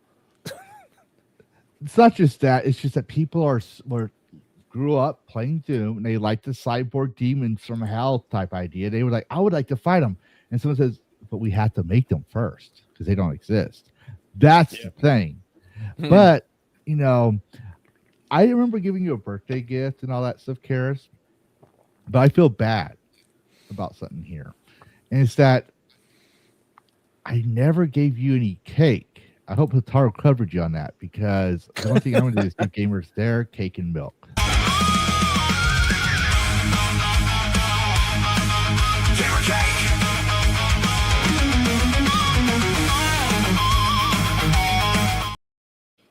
This is a memory Barry, but you remember when consoles used to be great? This was an image. I think it was also part of an advertising promotional photo for Ninja Gaiden 2. Oh, wow. If you remember how far along it was. I don't think that's a recent one. I think that's an old one. It is. Because Ninja Gaiden 2, like, that's 360, right? Yeah. Oh, damn. I hated that game. Everyone did. Everyone hated Ninja Gaiden. I don't care. In fact, I remember seeing that. I was like, yeah, I want to play this game because I was fucking stupid, thinking with my fucking hormones as a fucking younger fucking dragon. Thinking, because it was that thing that they always catches. If you buy this game, the girls will like you. Like, you see all these girls with it, and you're like, yeah. And I was like, well, the girls don't like me, obviously. Okay, obviously, clearly, I didn't really believe that. But no, you know, it's like, obviously, you know, beauty sells. But I remember that to this day.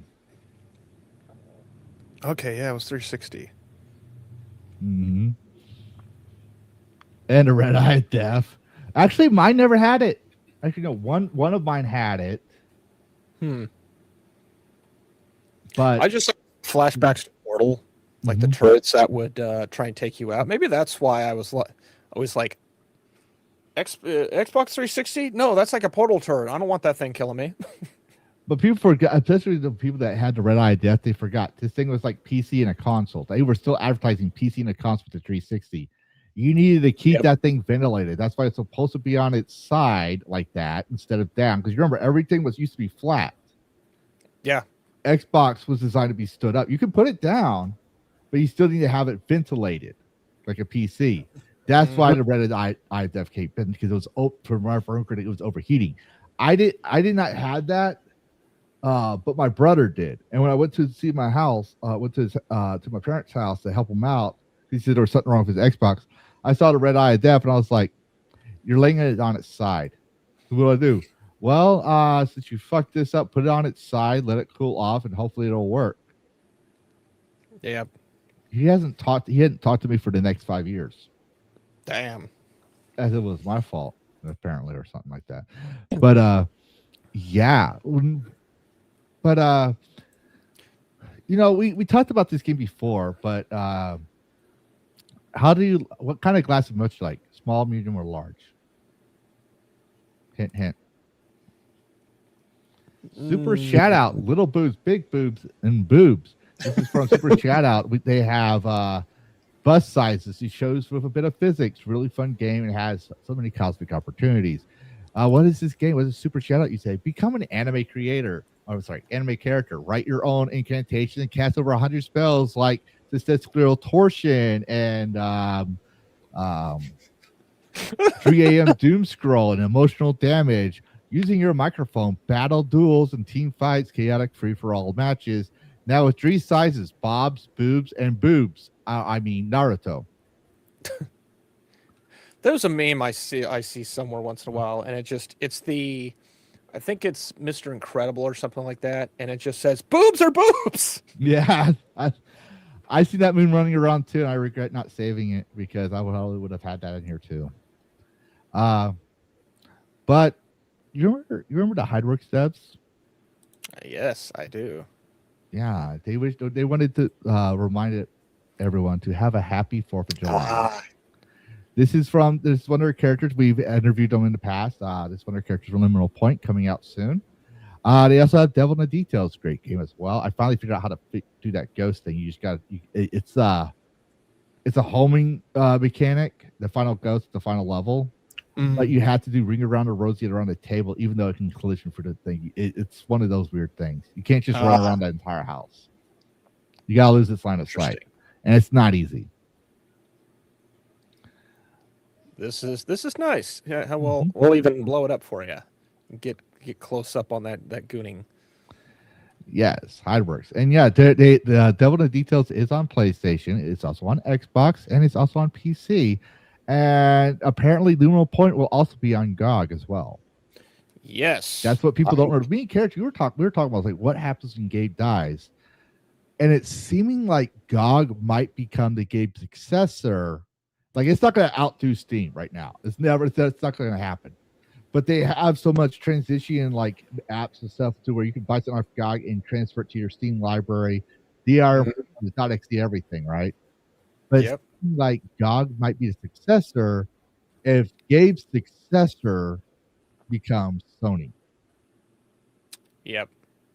And we will probably That's what I'm worried about. Universe where gamers are going to be buying more indies over time. This is what's already been happening, right? So, yeah. There was a video of, I don't know if it's on here. It was Lady. Damn it, forgot the. I didn't want to point that out there because she's a married woman and a real woman for Gamer Cake. But yeah, she had. It was just like the shotgun. the mocap suit. Yeah, it's not on here, but it was just a little quick blurb of like, oh wow, yeah, she's actually doing mocap. That's cool. She does auto mocap. She part of the character is modeled from her in a sense, as well as what's her name from Resident Evil 2. But anyways, moving on. If you like jiggle physics and you're a gooner, you might like this. There's a jiggle physics list. A fan has to create. We're not going to click the link. Nope. There's nothing bad on it. It's just I don't want you two to be fucking retarded. But a fan has created a massive list of games with jiggling character physics. Since 2024, he has identified 450 titles featuring jiggle physics, while more people online have been asking developers to remove the effect. And one game I know is going to be on that list? Retro Rewind. Probably, because damn, that has a shocking amount. Whoa, okay. If you click this link, people, be prepared for some fuck-ass pop-ups, because holy shit. The plugins on this page are a little overwhelming. But yeah, the list is Now list you know is why I said short. don't click that link. Yeah, That's there's funny, though. But thanks for that. Thanks for warning, so I didn't have to. But we got some AAA news for Gamer Cake. This is surprising. But Tracer from Overwatch is about to be straight. Yes, you heard that right. Blizzard is handling Overwatch PC's publishing rights to in South Korea to Nexon, with the change taking effect August 12th. From that date, Nexon will manage the game's live service in South Korea, including player support, local events, and regional content. Blizzard will continue developing Overwatch and retain full ownership of the game and its IP. So far, watch. They're gonna give more and more to them because they need the money. All right. Next, CEO Jurgen Lee said the company has been working closely with Blizzard and wants to deliver best-in-class live operations and hyperlocalization for Korean players. And I guarantee you're going to do more than just Korea. Because we've seen the writing on the wall. The East is getting more and more based, and they're getting more people's monies. And that now, well, Western devs are giving them work. Yeah. But yes, so I just put it out there because Tracer, well, she's one of the ones that they still kept hot. They even redesigned her ass, and it's still hot. Like that was actually a thing we covered. I was like, wait, you're woke devs, and you still cut Tracer's ass like hot. I'm like, what the fuck? It's like they needed to have one character that gave reason for people to, oh, I like this game because it goons just right, even though it's only one character. Like they just one box out of, what is it, a dozen characters? I don't know. She looks almost like a Tracer, She almost looks like a Pixar female character. Yeah, almost. And that's probably one of the reasons why I don't care for Overwatch. When I first saw it, it's like, I legit thought to myself, was this done with DreamWorks in mind? Like, did they work with DreamWorks? Yeah. Now, I do like this the stylized thing. That's going to keep it, especially as it's live service, it's going to keep it active for a while, even if the tech gets old. Like, people don't realize stylized just does so well with video games. You can have your hyperrealism, don't get me wrong, but you have to admit that later on, that hyperrealism, there can be better graphics. So with stylized, you could play OG Xbox games and PS1 games with the 3D graphics stylized, and it's still going to come out like looking like nothing wrong with it because it's not real. Your brain already translates that's not real, unless you're looking at Lara Croft's pointy boobs, and that's on you. But I still think it was a missed opportunity for the show to have Laura with a piece of armor that was literally just angled like the pointy boobs, and just like have a point where they look at her like, what? They just look at her weird, and she says, "What? This is all I could get," and it literally just looks like the pointy boobs. And don't acknowledge anything else. Yep, exactly. Now moving faster is a milestone that they have missed.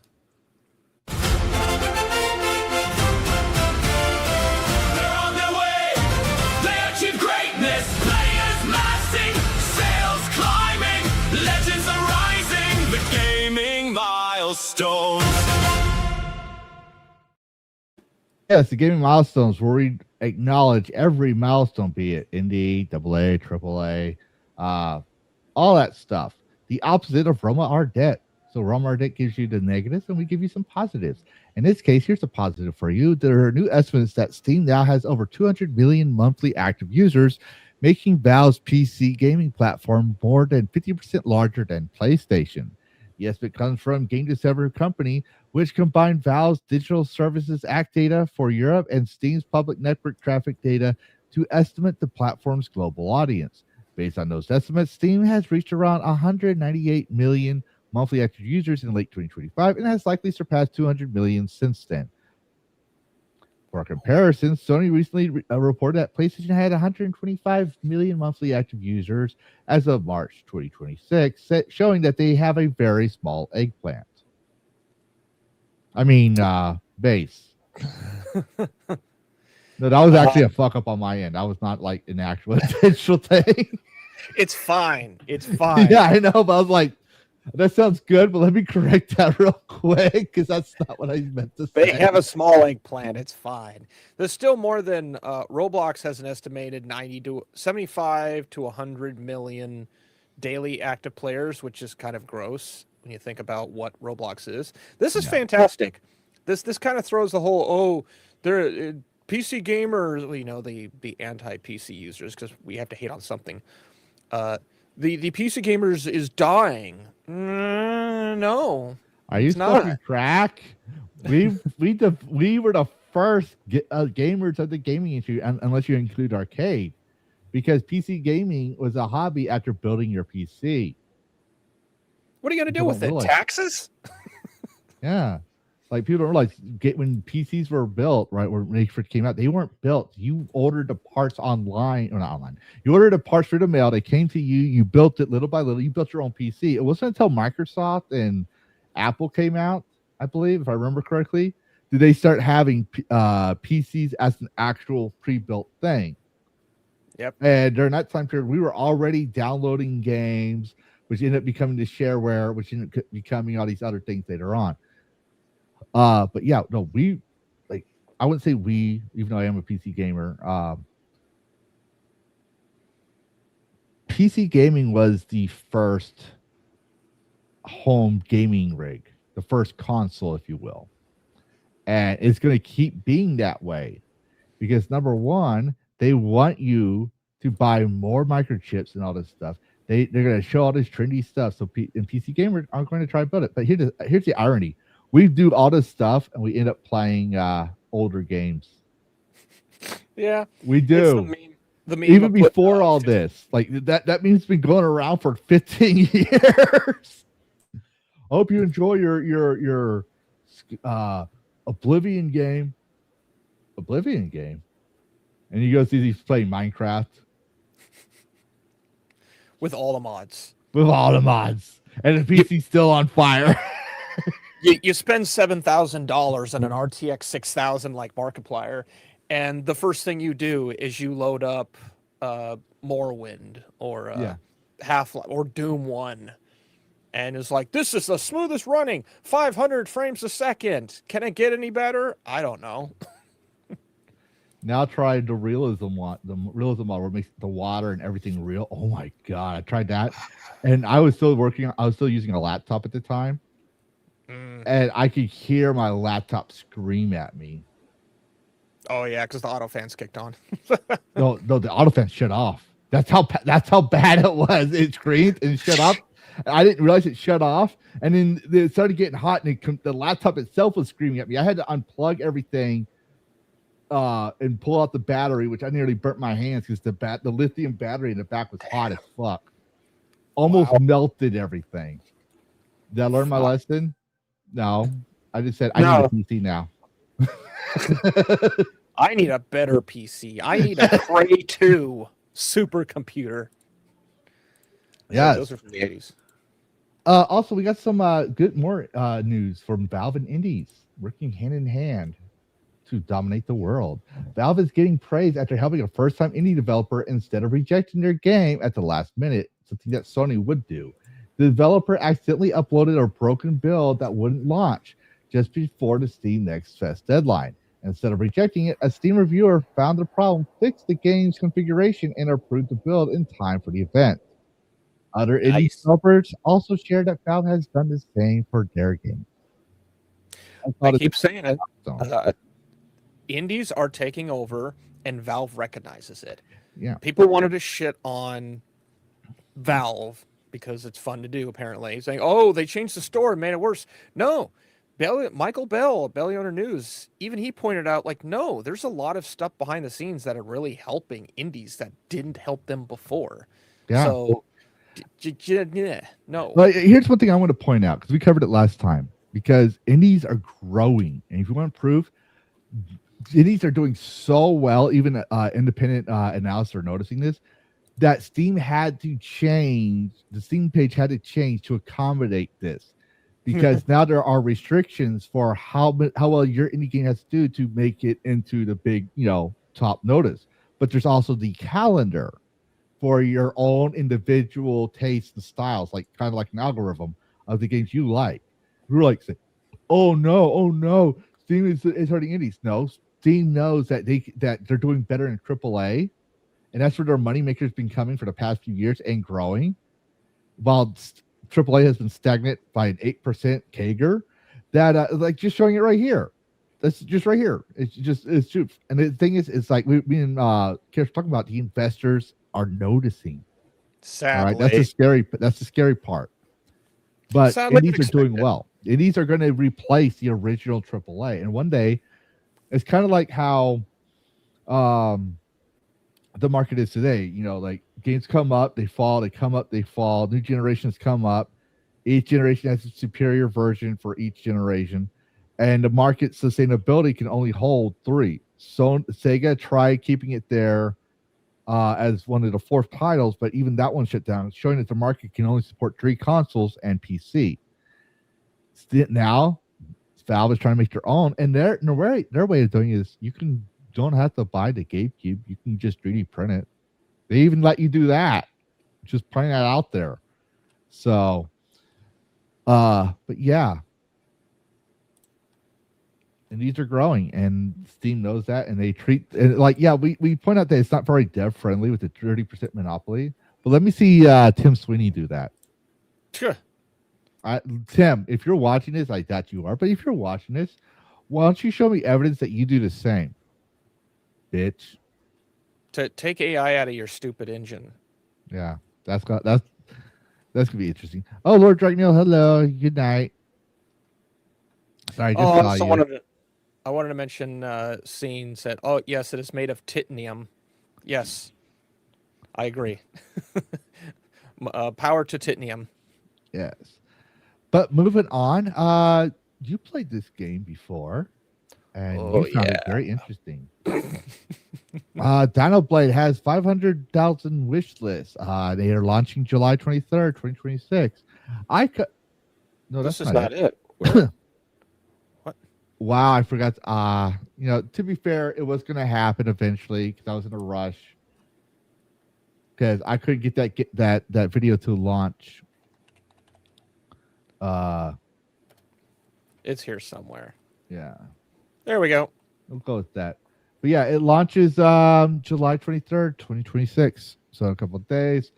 It's a Souls-like game where you're playing as a dinosaur and you get to carry a sword. It was based off this dude's animation of dinosaurs using blades, guns, and everything for a few years. That ended up becoming a meme. In fact, you can see it on his main page. And yes, everybody, I do know he does work as an animator for Sucker Punch Studios. How do you think he got the job? Mm-hmm. All right. But yes, I will preface loved this it so much. I will preface this.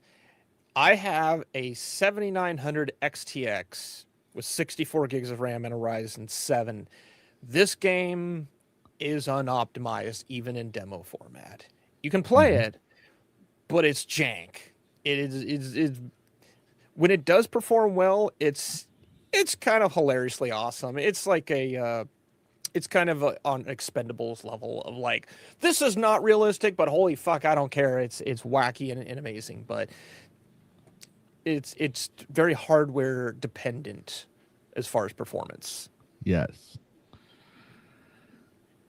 But yeah, if you like dinosaurs and you like blades, and you're a Souls-like player, bro. Not just say you are. You actually do consume Souls-like games and try to beat everything there is to beat on Souls-like games. And you have a beefy rig. That's one thing we have to make sure and disclaim here. Dino Blade has a demo and is coming out July 23rd on Steam. Yep. All right. But then we have some AA news. This is an oldie. Cyberpunk 2077. The night city population is 40 million dreamers. Thank you all for helping us reach this milestone. But they have to mention, though, for those who don't know, is it's not 40 million copies sold. Okay, it's 40 million copies licensed. If I remember correctly, they have a EULA. Sold the in person. grand. It shows my thing at the top comment. Cool. Yeah.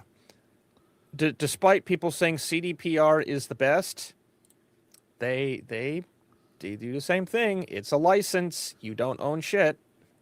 Yep, and people, I know people are going to be like, well, it's always been thinking, yeah, I know. That's going to bring it up because people don't realize this. But also, I will say, to be fair, your EULA is more general audience friendly than most EULAs. Most EULAs are like the Ubisoft EULA for Assassin's Creed Black Flag Resynced is insane. This one here, they keep the word simple. Make sure you clearly understand. You do not own it. And they also mentioned some other things in the most simple terms. So like a sixth grader could have read it. Just pointing it out there. But we have something better to say. The Door Factory. The Door Factory asked, because I asked people, it's like, if you have an indie game and I'd like to promote it, and Door Factory was one of them that responded. And I found out they actually have on their Steam page, they've met 1,000 wish lists on Steam. Door Factory is a first-person horror game where you inspect mysterious doors before they are sent into production. Step aside, observe the environment, spot anomalies, and decide whether each door should be approved or reported to. Mike Wazowski from Monsters, Inc. I mean, if you look at it, the way the doors are sent in reminds me of the movie. Yeah. That's what I got as well. I was thinking, damn, this could be Disney, do something. I don't know if this is the same dev that did Cabin Factory, which is kind of a similar setup. Cabins are like prefabbed, and you have to go and inspect them. But this is almost creepier because you don't even know what you're stepping into. It's just a fucking door. You could step onto something that's akin to like a Stargate type world where it's nothing but ice or something. Like, there's whole nother creep factor to this. Yeah. I thought it was interesting too when I looked at it. Looked pretty polished. You know, there's a couple of devs that were talking to that we were talking about that we saw, and we were debating like what would be a good, you know, because like there are indie games that are flops, right? That we've noticed, and some that are trying their best and trying to like it's certainly early stages. They have something, and it shows that they're honestly working, and there's a change that shows over time. Mm-hmm. But I actually like this. I know I play a lot of comfort games and cozy games, whatever, but I do like a good psychological horror. Oh, they ripped off Arrowhead, Head Arrow. We made things. That's a cool slogan. Oh! We made things. Yeah. They did. They're publishing 8 a.m. Yeah. Small World. Cool. I think they're in a collaboration, I guess. Because I didn't notice that. Small World. Yeah, but they both responded to my my text a while back. Nice. I'll need to make another one eventually, but it's been a bit crazy. But here's one where you have to acknowledge Karis. I know, because I am a fair dragon, even though I like to be snarky with Ubisoft. Assassin's Creed Black Flag, 2 million copies licensed. And of course, I said copies sold. Your EULA says difference, and I put a highlight to it where it says right there, Ubisoft licensed, not sold. Right? So that's misleading, and that could be false advertising. I could just say, if there's a lawyer that wants to, you know, argue that one, that really hates it like I do. They didn't. It's a typo. They didn't sell 2 million discs because by their EULA, because that's what they argued in the crew and stuff. The EULA is the top. It makes is more relevant. It's not 2 million copies sold. It's 2 million copies licensed. Still, that's a milestone, I guess. I don't know because it's AAA, right? And the reason why I'm saying is I'm acknowledging it now to be fair. But as we were covering Dragoncast, I was realizing, oh, wait a minute. Crimson Desert had 4 million on launch, right? Subnautica, an indie dev, had like 4 million, and you know, stuff like that. So that's still, I don't know if that's a milestone. I think we might have, I'm going to start thinking maybe, and y'all can let me know in the chats as well or later on what y'all think. But I'm thinking maybe 10 to 15 million copies on launch would be, because this was launched a couple 2 days ago, and now they made 2 million. So I think maybe 10 million would be an actual milestone for them, for our AAA industry. To be fair, 10 to 15. What do you think, Karis? Even at 2 million, how many zeros is that? That's Well, think about it. For an it's indie over game, 100 that's, million. yeah, but they used to make those numbers like that. Yeah. Now they're having a hard time. And indie developers like Subnautica 2 and others, they're making even Crimson Desert, they're making that in no time. In the day. In a day, yeah. So there's these people. We should raise the bar. We should raise the bar. If you want to be a AAA, that's fine. I'm being fair. You're a multi-billion-dollar company. You should wow people. But this shows you exactly. This shows you exactly how bad people were pissed off with Ubisoft. So now they're like $1 a share, right? Mhm. And they also had third-party EULAs and De Novo. And I think I did call it. I mean, I did say it was going to be doing a little good, but not as good as the original, right? Mhm. And said that Windrose was better, and people, the Ubisoft shills went after him. Because remember, when it first came out, mixed reviews, bad reviews, negative reviews, right? Then the Ubisoft shills came out to defend the honor, but still mostly positive by 5,000 reviews. I think I've seen more reviews on the launch day or even a 2-day sales of a AAA game. Just my theory. I could be wrong. I'm not saying I'm right. It's just my something I was thinking about as we were going live. Like, did I do the right call putting this on there? And y'all can let me know your thoughts. It's a nice reminder that you pay money for something, but at a certain point, this game will be yanked in some capacity. How many times because this is the flagship Ass Creed game that Ubisoft is proud of. How many times has Skyrim been re-released in some capacity? Yeah. But you know what? We have Power World. We do. And Power World launched today with their 1.0 official launch. Now, people are going to say, well, you're selling 57,570K players. Whoa. It's like, yeah, you got to remember, Power World was launched back during COVID, shortly after 2020, if I remember correctly. And it was on early access. And look at that. All-time peak, 2 million for an indie. An indie that has been in a fight with Nintendo since day fucking one. Yeah, and people still play the game. I still see people play the game still today. I see them on my friends list, right? But yeah, but congratulations, they finally launched out of early access. They are official launch now, and they're starting to work on Windrose. They're helping Windrose developers. They're got Pal Farm coming out. They're pretty much turning from an indie to a AA studio overall this fiasco. And all they did was pitch to themselves, dude, Pokemon, but with guns. That's all they did.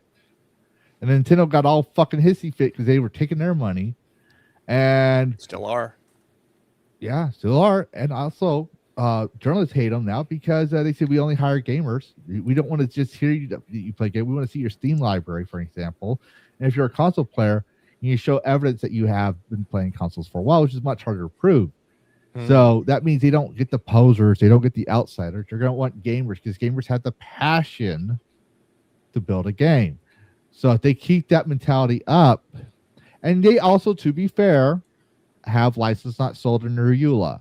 To be fair, all right, I won't lie about that. But they have a more gamer-friendly approach. Steam has license not sold in their EULA. Yeah. To be fair, but they're also more gamer-friendly and customer-friendly. And I think it was a well-earned milestone. And yeah, 1.0.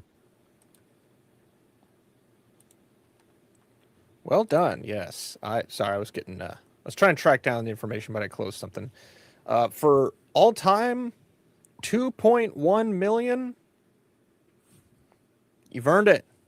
You like everything has been working against you seemingly. and yet you still persevered. So take a victory lap. Absolutely. Yep. We're gonna skip the gaming update. I don't think that's news for now, but for those who don't know, if you play Marvel Rivals, there's a Proton hotfix available. We'll just let you know that right now. You can see it on Steam right now. We're gonna skip that for upcoming games. We're not gonna do all of them, just a couple. I want to do no. I gotta do. I'll let you know which ones, but the GOG one we're gonna do right off the bat. Yep. For those who don't know, we cover upcoming games, and part of it turns you into YouTube Shorts, but also we give you the links as well. For in this case, we have GOG. As a huge fan of medieval games, I simply recommend this new GOG release to you. Sailig, it has been early access for a while, but it's a living passion project that keeps evolving alongside its community. So, yeah, it's also on Steam, but we're gonna promote the one you can own. Yeah, which. I do love Steam, but like I said, and it's also got that Celtic instructor, the Iron Age Celtic infrastructure. So I think they mixed it up with the Viking. Certain like communities in Iceland still use this construction style to this day because it's good. It works. But this is Viking right there. Yeah. That one's the Viking, the Longhouse. Roundhouses would be Celtic. And I would know. What do we got here? Yeah, and it's also 20% off, $11, and that's more gameplay, more content than a mixtape.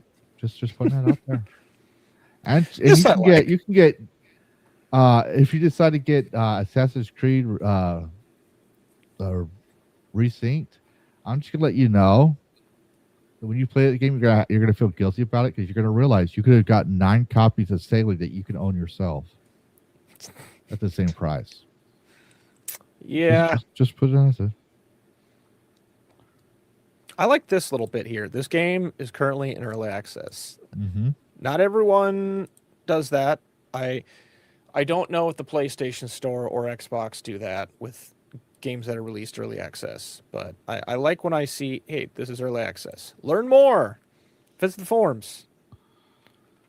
But also, it's $12. It's fine. But also, going into the Steams and stuff, Halo Campaign Evolved. For the Xbox, it drops this month with physical disc. I don't know if it's going to drop with physical disc for the PS5 since they're getting rid of all that, but they said at least for the Xbox, it's got physical disc, and we're going to give you the Steam version. But for people who want it on GOG, you're just going to talk to Asha Sharma because I don't have the things. But yeah, they also decided to point out this thing I'm going to point out here is part of the sales gimmick is the fact that it has a physical disc. That's sad that we had to go that route, but yeah, it'll come out evolved. But Karis, how would you like to be replaced in a retrofuturistic cinematic platformer that's not available for the PS6 so far? Yeah. Follow Reach, an AI trapped in a human body, also a transsexual, on a cinematic adventure for an alternative 1980s America. Explore astrometric cyberpunk full of high-stakes action wrapped in a unique 2.5 pixel art style. And while it's available on Steam, Epic, and Xbox, one has to wonder how Sony feels having been replaced with GOG store availability. Yes, it's on GOG. I played the demo, and I want to play this because a big factor is this right here. If you loved the combat in any of the Batman Arkham series, you will like this. These enemies don't wait one at a time. They wait for a moment, but you'll still be fighting. If you're not fast enough, they'll clunk you on the back of the head and take your health down. That was a real shocker. Hey, Chris, I'm going to tell you right now, we do not make those comments unless I'm reading. I don't have my glasses on, but I'm seeing something I'm not going to say online. All right. Yeah, about, mods, can we hide that, mods? Yeah, if you do that again, we're going to ban you. We don't do any sort of that fucking bullshit here. This is not a political channel. Even though we talk about cover politics and its effect on games, we're not a culture war channel. We're not a political channel, and we don't fucking say shit like that. You can say all you want about AI, that's fine. But the one above it is the one I'm having an issue with. Yes, I make jokes like that offline, but jokes like that offline is with friends I trust because they all know I'm not fucking serious. Thank you, Alan. Awesome as always. And Mod, you have my permission if he does that again and starts some shit to ban him completely and report him to YouTube. You have my blessing. I do believe in free speech, but you need to understand that this is a platform that takes certain things seriously with AI and everything else. And if you fucking do this shit, I'm not taking responsibility for it. You're going to take responsibility for your choices on a platform. We all agreed to the terms of service, dude. So You will get replaced. Yeah. Just to throw a pun in there. Yeah, go ahead. But moving on, because you like routes. For example, bus routes, like the wheels on the bus go round and round, right? So the wheels on the bus go round and round in this zombie apocalypse game. It's Miss Frizzle's last adventure, where the bus is your base, storage, and only way out. Explore for crew of 4 to loot, craft, upgrade, and survive on this route. It's got everyone saying seatbelts, everyone.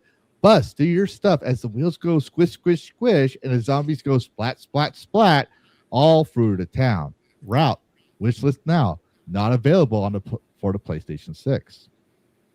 Oh, this is the one episode that was always missing from is Miss Frizzle going through the zombie apocalypse.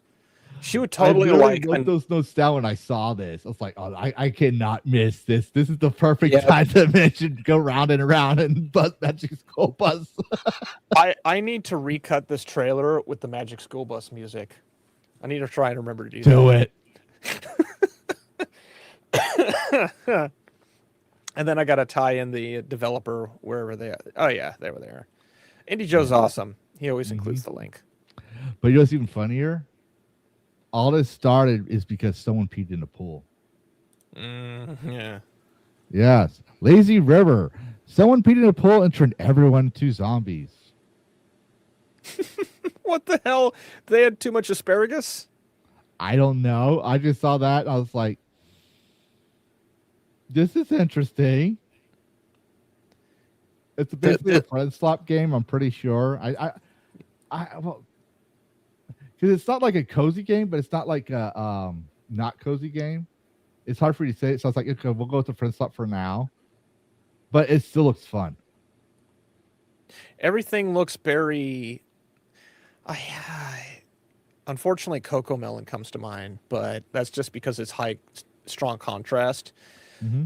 This entire scenario is just, the origin story based on someone peed in a pool and messed up. This is why we can't have nice things. You peed in the fucking pool.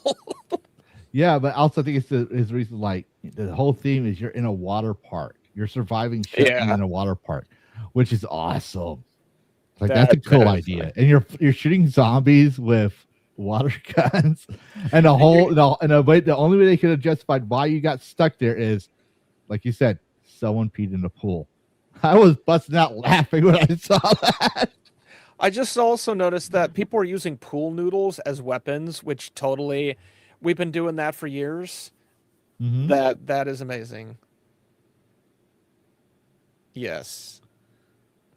If there's a demo for this, I'll play it. Yeah. But we got I've got one for you. How about Legend of Zelda meets Power World in the Wild Wild West? Oh. Ah. Okay, but it's Zelda in the Breath of the Wild meets Power World in a newly announced survival RPG. The game features an in-depth breeding system. And developers say breeding a perfect creature can take 100 of hours. Jeez. So if you're like autistic when it comes to survival games and breeding systems like this is the game for you. You will be satisfied how long it takes because you're going to be so fucking autistic trying to get that perfect creature. Oh. The details on this, like, I'm not seeing much of any jank on these animation transitions. This looks smooth. Mm-hmm. But yeah, I'm in awe over this. Wow. And it has like a little bit of World of Warcraft in there as well. Yep. We're gonna move down to Duck Collector. Let's speed this up. This was also another one that flagged me and let me know. This is Disney Showcase Duck Collector, a cozy Steam collection. Basically, the whole thing is you collect ducks from a crane. You also have one that you did earlier where it's teddy bears, and they have DLC with different teddy bears. Very cheap, right? I looked at it, it's like, not bad. It's just a crane game. Very cozy. Not asking a lot of money for it from my view. So I was like, yeah, we'll go ahead and show it. It still looks like I didn't see any jank. And like we said, we acknowledge there are people that would play these kind of games. It's not like certain people who bitch and complain about making a 3-hour game and then wanting Steam's refund policy, this and that because of one troll. I can't even remember the whole thing, but that was something that caught my mind. I was gonna make a video on it. I was like, nah. No, it's not even worth the 3 hours to edit it. It's not even worth the 1 hour to edit. There's not much to it. I got done researching it in 15, 20 minutes. Where it raised more questions. I was like, I'm not even doing this. I'm not going down this rabbit hole. For being a cozy game, this looks like I gotta scroll through again and let the video replay. This looks like I guess I just gotta play it.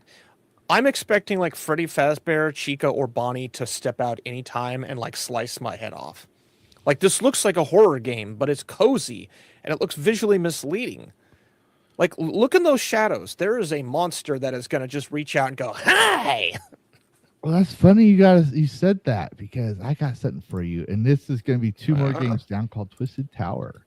If you ever thought about taking your gal or family to Disney World, maybe you want to think it differently. This is Disney World gone horribly wrong. Twisted Tower gives BioShock vibes where you fight fairy tale mascots to win the love of your life. Blast your way for an abandoned 1950s theme park crawling with fairy tale mascots, twisted puzzles, and deadly traps. Uncover the dark secrets of your past as you race to the top to win back. I already read that part. I'm just going back in circles. But yeah, that's Twisted Tower. That aesthetic looks amazing. I really appreciate like the first BioShock. I don't know so much about the rest of the BioShock, but the first BioShock was like that was an aesthetic. Even now, you go play the first one, your brain just says, "Yes, this looks new." This is the art style that we talk about when we say do stylized art theme. Don't do realistic. This will be timeless for the next 20 years, at least. Like it's got that BioShock vibe. And then he said it too, and I was like, So it's like, you know what? I'm just gonna just take the one I say to put right off to the side here. I'm gonna go with Indie Joe's because it pretty much gets my notes already. Yep. He even said the Disney part because my note says Disney World has gone horribly wrong. Because I thought apparently good. This is what happened. This is the reality of what happened when Disneyland first opened. Nothing worked. It's like this is the found footage from that. Yeah, but you know what? If you're going to take Hotaru out to this Twisted Tower theme park, you might want to give us a sign. Hang on. There we go. Yes, give us a sign. A 1 to 4 player co-op psychological horror simulation. As an investigator, use specialized equipment to detect entities and gather evidence in a haunted location. Every word you speak shapes the haunting around you. Once you ask for a sign, there is no turning back. Meet experienced investigators, gear up, customize your character, and prepare for what's coming in the darkness. Give us a sign. We'll have you saying, "Hit me, ghost you," one more time. Coming soon to a Steam near you. I could not resist. Because when I hear "give me a sign," I really remember going on the school buses and stuff and hearing Britney Spears saying that exact line so many times. We were bombarded with "Baby One More Time" more than we probably should have been in life, but it is burned in our memories. This almost qualifies as gamer cake. Not him, obviously. Almost. I mean, that's the reason why I didn't like her. Like, yeah, she's got the modernity fade cool, but she's got a nice bod. And then they showed a fat dude with smoking a cigar. It's like, okay, it's not gamer cake, but we're still putting this out there. This is like 5 degrees off from the character that I made in Luminary that looked like a gothic twink. Yes. Once I got that upgraded strap armor, it's like, well, here we are. Yep, and that concludes our Dragon Bites into the news conversation, which is did you want to? We've been at 3 hours. I don't know if we're going to be able to cover Power beyond what we did. Yeah, I was hoping to use the bathroom real quick. Yeah, you go right ahead. Okay. But I'll start everything off. But you can you put in the first thing for me?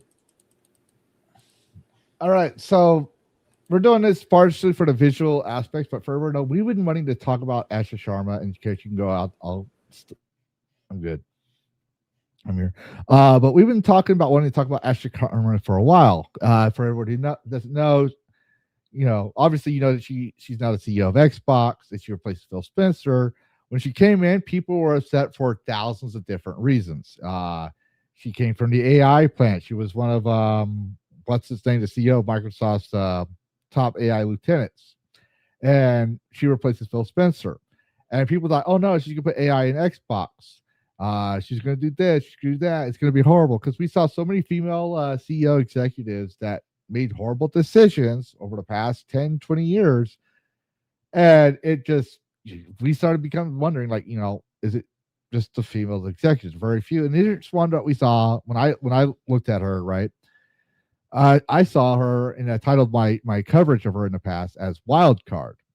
And part of that was because she was saying a lot of the right things and saying a lot of things I was like, but also not interesting from the past. Like, I don't want to get too much into it. Then you have people that try to do a gotcha and said, oh, she's playing she has someone to play her account because, well, Elon Musk got exposed for doing that. And then she says, I have kids. And when you think about, I'm a parent too, and I was like, that makes sense, because my son watches his YouTube videos on my main account, not Lavisha, but my main account. That's not connected to my computer. He plays his video games on Nintendo Switch, even though he has his own thing, through my main account as well. And I'm pretty sure if we had a share Steam thing, he'd probably be playing my games on my account. So it would look like that I'm online if I'm not. And that's the nuances I've noticed. But over the time, she's been making a lot of very base and valid takes. And people are still trying to do the whole, I'm still right, she's still evil. Sometimes from both sides of the aisle, right? And I'm not talking political, I'm talking about like culture war aisle. Like, you got the anti-woke and woke, right? Agree that she's going to be horribly, horribly bad. You got she's also got notice, and she's a Fed now. We're going to cover that in a minute here when Karis gets back. But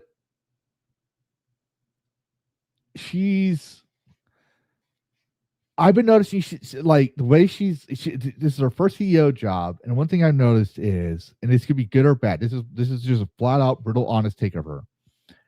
She has kids. She doesn't want to be the one that's known as mommy killed my Xbox. There could be that, right? But also, this is her first CEO job, and she probably could be used as a stepping stone for a bigger, IT. It could be Microsoft CEO, could be something else, right? So Xbox has been failing, and here she's having this chance to say, I can bring back the golden age. I don't know if she can. I don't know if she will. I don't know if that's what her mentality is. It's just she's being a CEO. She's not being like a Bob Iger. She's not being a Yves Guillemot that I've seen so far. I've been keeping an eye out for this. I'm trying to be fair, because yes, they do have the digital to physical, right? But fans started loving her from the start. She reduced the prices of the past. She also said the same thing we've all been saying, like, the game passes aren't good, they're not profitable. She's trimming the fat, so instead of keeping certain IPs on there aren't making a buck, she's been removing them, right? Like, you got Compulsion Games, they're out, they back to being independent. Ninja Theory's being sold to someone, so I guess there's something valuable in them. And then Psychonauts who had I think it was Anita Sarkeesian with Psychonauts 2, the Double Fine Games people. They're becoming independent again. So she's just removing them all. She's also noticed that there was 15 different tiers of management, right? So we're seeing like multiple different things that basically, like we said earlier, trimming the fat. And she told so far she told us the Xbox will not have AI. It could happen in Project Helix, don't get me wrong, but she openly said so far it will not have it. But what did we also say? PlayStation said you can own your games, we support used games and all this stuff. But what did we find out? If you watch my video, you'll see look up something called Project $10. It was done by Nintendo and EA. Excuse me. Couldn't get my mic to turn off. Microsoft and EA in 2010, and the goal was to effectively kill the aftermarket. All right, so you had that, but they said, "Oh, we support this," and they also had their own DRM. Here, Sharma is saying we're not having AI in our project. Hasn't said anything about Project Helix, just that she's not here to do that with Xbox, despite coming from an AI background. The game journalists are salty that she shut down Compulsion Games, that she shut down Psychonauts, Double Fine Studios. Karis was salty that Ninja Theory was getting shut. I'm just kidding, Karis. Hello, welcome back. But anyways, like they're salty about this. But the thing is, a lot of these games were either not making. A lot of these companies weren't making games, or they were making very niche games when they were supposed to be making blockbusters for Microsoft. And instead, they spent billions of dollars to make a niche game, not a blockbuster. Yep. Maybe they bumped their head and thought that their game would be a big blockbuster hit if they had more attention. Who knows? I don't know. But all I do know is there's a lot of people that are out there on both sides of the culture war, both sides of the gaming industry, everywhere, attacking this woman. And me and Karis thought it'd be a good idea to have a nuanced debate about her and wonder, is she the savior of Xbox, or is she Asha the Destroyer of Xbox? Asha the Destroyer, that actually sounds like a nice rolls off the tongue better. Instead of saying Asha the Destroyer. Asha the Smiter. Yeah. Maybe, yeah. Asha the Smiter. I mean, she's doing a lot of smiting out there. As much as I have my, we supposedly at the time weren't going to be getting Hellblade 3. I was disappointed while knowing. I'm going to mute my mic because I got to do my thing with my son real quick. So, but I'll be back in like 5 minutes if you can last that long. Okay. I probably ramble for a while, but yes, as much as I was disappointed because, well, I have a personal attachment to the Hellblade series, I'm not an idiot. I'm well aware that the Hellblade series is niche, but I also am someone who prefers niche games. I don't immediately do a whip pan and turn my head at the sight of a new Call of Duty game. I did a whip pan at the sight of a new Hellblade game, while knowing, what was it? I think the budget for Hellblade 2 was like $25 million. They didn't bring in that much. And okay, I get it. The reasons for why Hellblade didn't succeed, I agree. It's like, well, yeah, it doesn't have a lot of combat. The combat wasn't quite understood by everyone. So yeah, Ninja Theory, unfortunately, has to go. But even I stated in my video where I just ranted, Hellblade should have been an indie series. It would have been fine as an indie series. You could have done, and they went like super realistic with the time period of 8th century. I forgot the name of the location. It's like north of England. But yeah, I don't look at Asha as like, no, she's terrible. She took my favorite thing away. No, I get it. I'm understanding of the business side of it. The whole Hellblade series is kind of a product of COVID and the fact that, well, we have money, we need to spend money, we need to justify things. Let's make this stuff. And so they did.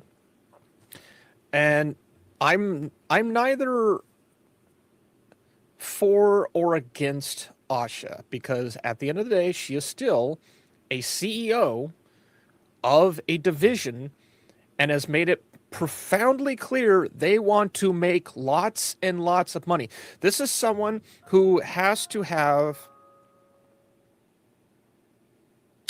Camelot just responded to me. Sorry. This is someone who has to essentially be the John Hammond of Xbox and suddenly turn a profit. And they need to do it soon.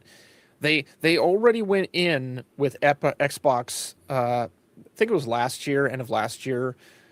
I like to bring this statistic up that Michael Bell mentioned it. Xbox only brought in like 10% of Microsoft's entire revenue.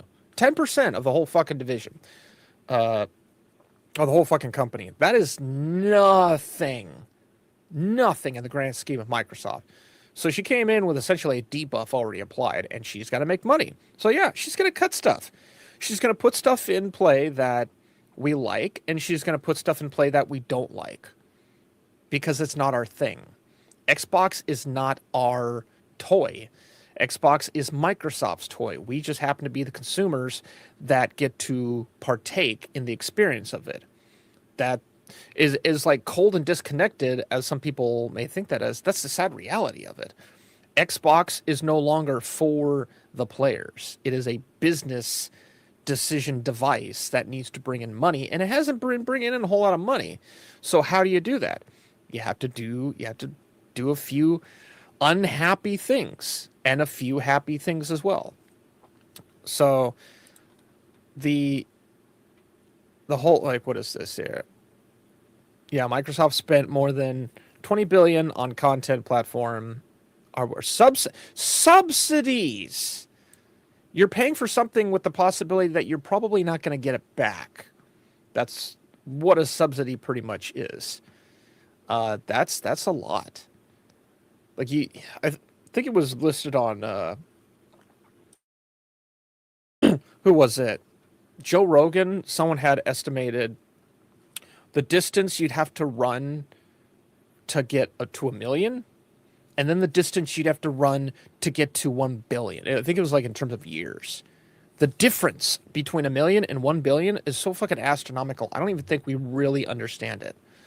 These are numbers that, by this point, I don't know why people consider Microsoft and Xbox a gaming company. This is the kind of money that can make entire countries collapse. There are countries whose GDP is not even the amount that Microsoft and Xbox are toying about just in subsidy. Oh yeah, we spent $20 billion on this. It's like, there are people who live in countries that don't bring in that much. And this comes, yeah, it's really, that's the level that we are not understanding here. And they want to bring in more money. Asha says she wants Xbox to be the #1 console ever. Well, how are you going to do that? She's got a lot of work, and part of that is, and like I was saying when you were gone, Carrots, is you got to trim the fat, you got to trim the bloat. And that's exactly what she's doing. Now she's making a tall order, but it tells us her intention. That's why I said I think, being that this is her first CEO job, right? That's her plan, her intention, because she's like, I wanted to make my first CEO job a stepping stone for future investments. Yeah. Right. And plus, like I also said, she's also a mom, so she doesn't want to be the mommy that killed Xbox. Yeah. Yeah. This was done. Her coming in was definitely a business decision. And this is the business decision because in business, it really comes down to the binary side of things. You're either pro-consumer or you're pro-business. The consumers wanted Sarah Bond. Everyone wanted Sarah Bond on the gaming side. But the gaming side doesn't bring in money. If you're pro-consumer, you're more into like the idea of the loss leaders. If you're familiar with what that term is in like retail, like Costco's chicken is much cheaper than their actual chicken. That's called a loss leader. It's designed to be sold at a loss to entice customers to come in and buy more shit. They don't want to be loss leaders anymore. They want to be leaders. They want to be profit.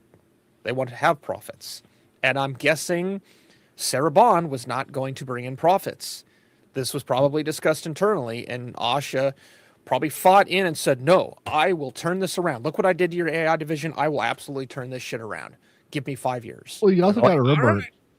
Sarah Bond was Spencer's second in command, and Spencer did everything he can, in my personal opinion, right? Regardless if he intended to or not, everything he can to drag down Xbox.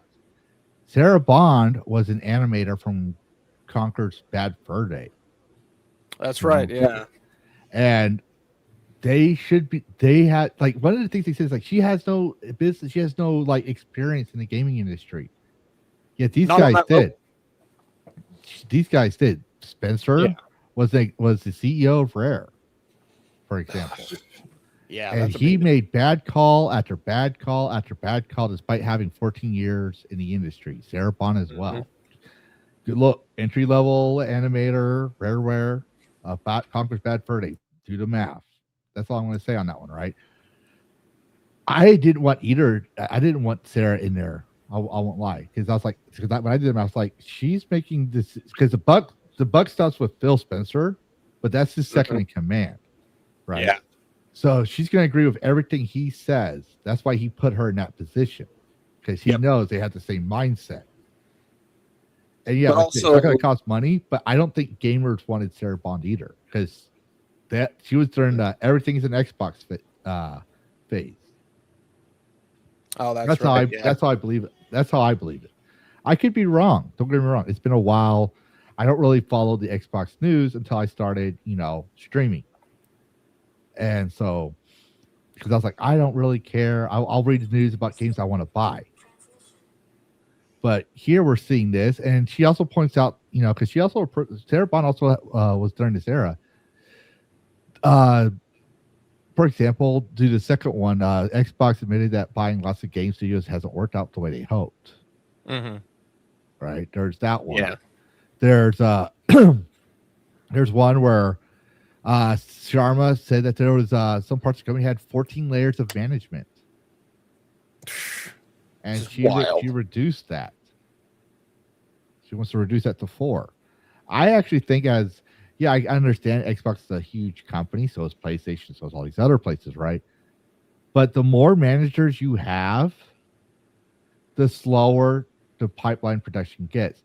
And that's the advantage that's why indies are going so fast and building so fast and getting these games out and so much support, is because they don't have 14 layers of management. It's usually just one guy and a couple of people or stuff like that. Smaller management cycles, smaller budgets. They're doing more with less. Yep. And that's what less resistance. I think she's starting to see that as well, as when she came into Xbox looking at all. Being a CEO, she's probably, okay, I need to understand what I'm getting myself into. You don't think a CEO isn't going to read a paper or look at videos and do some research herself to see what's going on? You don't think she also reads these graphs? Not you, cares, but I'm like, the audience, everyone, right? Yeah. You as in plural. You don't think that she's reading Anita Analytics and Bain and Company, the same resources I cite, right? And trying to piece things together. She worked in AI. In AI, that's coding. That's a lot of math. Okay. And she sits there and it's like, okay, 2 + 2 doesn't equal 5. We need to trend this thing down. We need to start building games. She even said that games had to have a strict milestone. They had to come out into production. If you don't have that capital, you're done. Right? So that means it's building the incentive, a threat of you're not getting rewarded for the bullshit. You're getting rewarded for doing something good that customers want. That's why I think she's more consumer friendly in that aspect. She is business, but it sounds like from what I'm seeing, and even Grumps admitted he was wrong about her. Okay, which was ironic. Yeah, and she's basically saying, she's more business. She's maybe business. She may be more business, but she cares about the brand, because right now her face is the brand. Yes, literally. Like, I don't even know if I've seen Todd Howard put himself at the front of his company as much as us. It's just like, here's Xbox. It's me, motherfuckers. I am the company. And I'm just thinking, you sure you want to be the front? But she's like, nope, I'm doing this shit. Well, she's taking all the blame and responsibility. And people need to, one thing we've mentioned a couple of times. I don't know if it was on Dragoncast or offline when we talked with Scaly and others, is that I know I talked about with seeing some people offline, is that I forgot what I was gonna say. I just pulled a brain fart. But basically, she's there to make money. She's there to figure out what to do, and I think she's going the right direction. Personally, I think I'm not going to say it's a utopia because I'm still wary of any CEO, not regardless if they have tits or not. But I've learned, being 42 years old, that corporations have always said one thing and meant another, and yet I'm seeing we're oh yeah, that's what I was going to say. All the stuff that happened from the time of her coming up to now was mostly the residues of Phil Spencer and everyone else, the old regime. Now we're starting to see her regime in place. This summer, this past few months, and we're starting to see downsizing, and we're starting to see a shift in business perspectives, goals, and policies. Everything's starting to change. The next 6 months, what we're going to start seeing is it going to pay off? I still think Golden Age Xbox is a tall order for her, but I'm intrigued with what I'm seeing so far.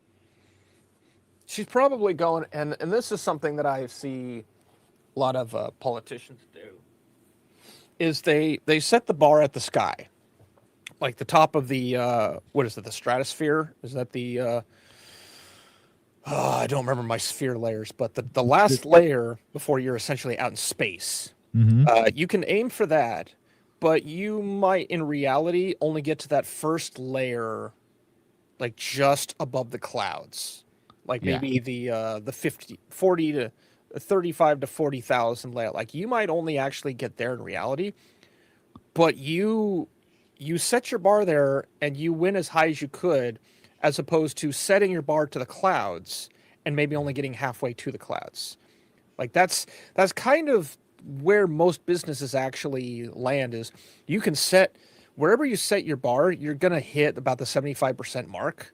If you actually do, you work all your cards properly, you lay your chips out and do your play properly, you'll get to about 60-75%. That's still an incredible fucking amount. So if Asha wants Xbox to be the biggest and she starts putting things in play, she starts buying up proper companies that actually put out, bangers in terms of games, maybe won't be the biggest platform. She might not be gold. She might get copper, or was it bronze? She might get silver. She might get there, which is still a fucking absolute achievement that a lot of people either didn't see coming or didn't want to see coming. Yeah. I also found it funny that she, that fans are loving her. That's one thing I know, because like, especially when PlayStation made the announcement, and we covered earlier, is that she's now being asked to keep the physical discs. We'll see. Keep it that way. People got to remember is that, and I'm not trying to be an apologetic here. It's just like I'm just being, consistent here. They planned PlayStation 5 before it was even on the production live, as going as far back as 2013.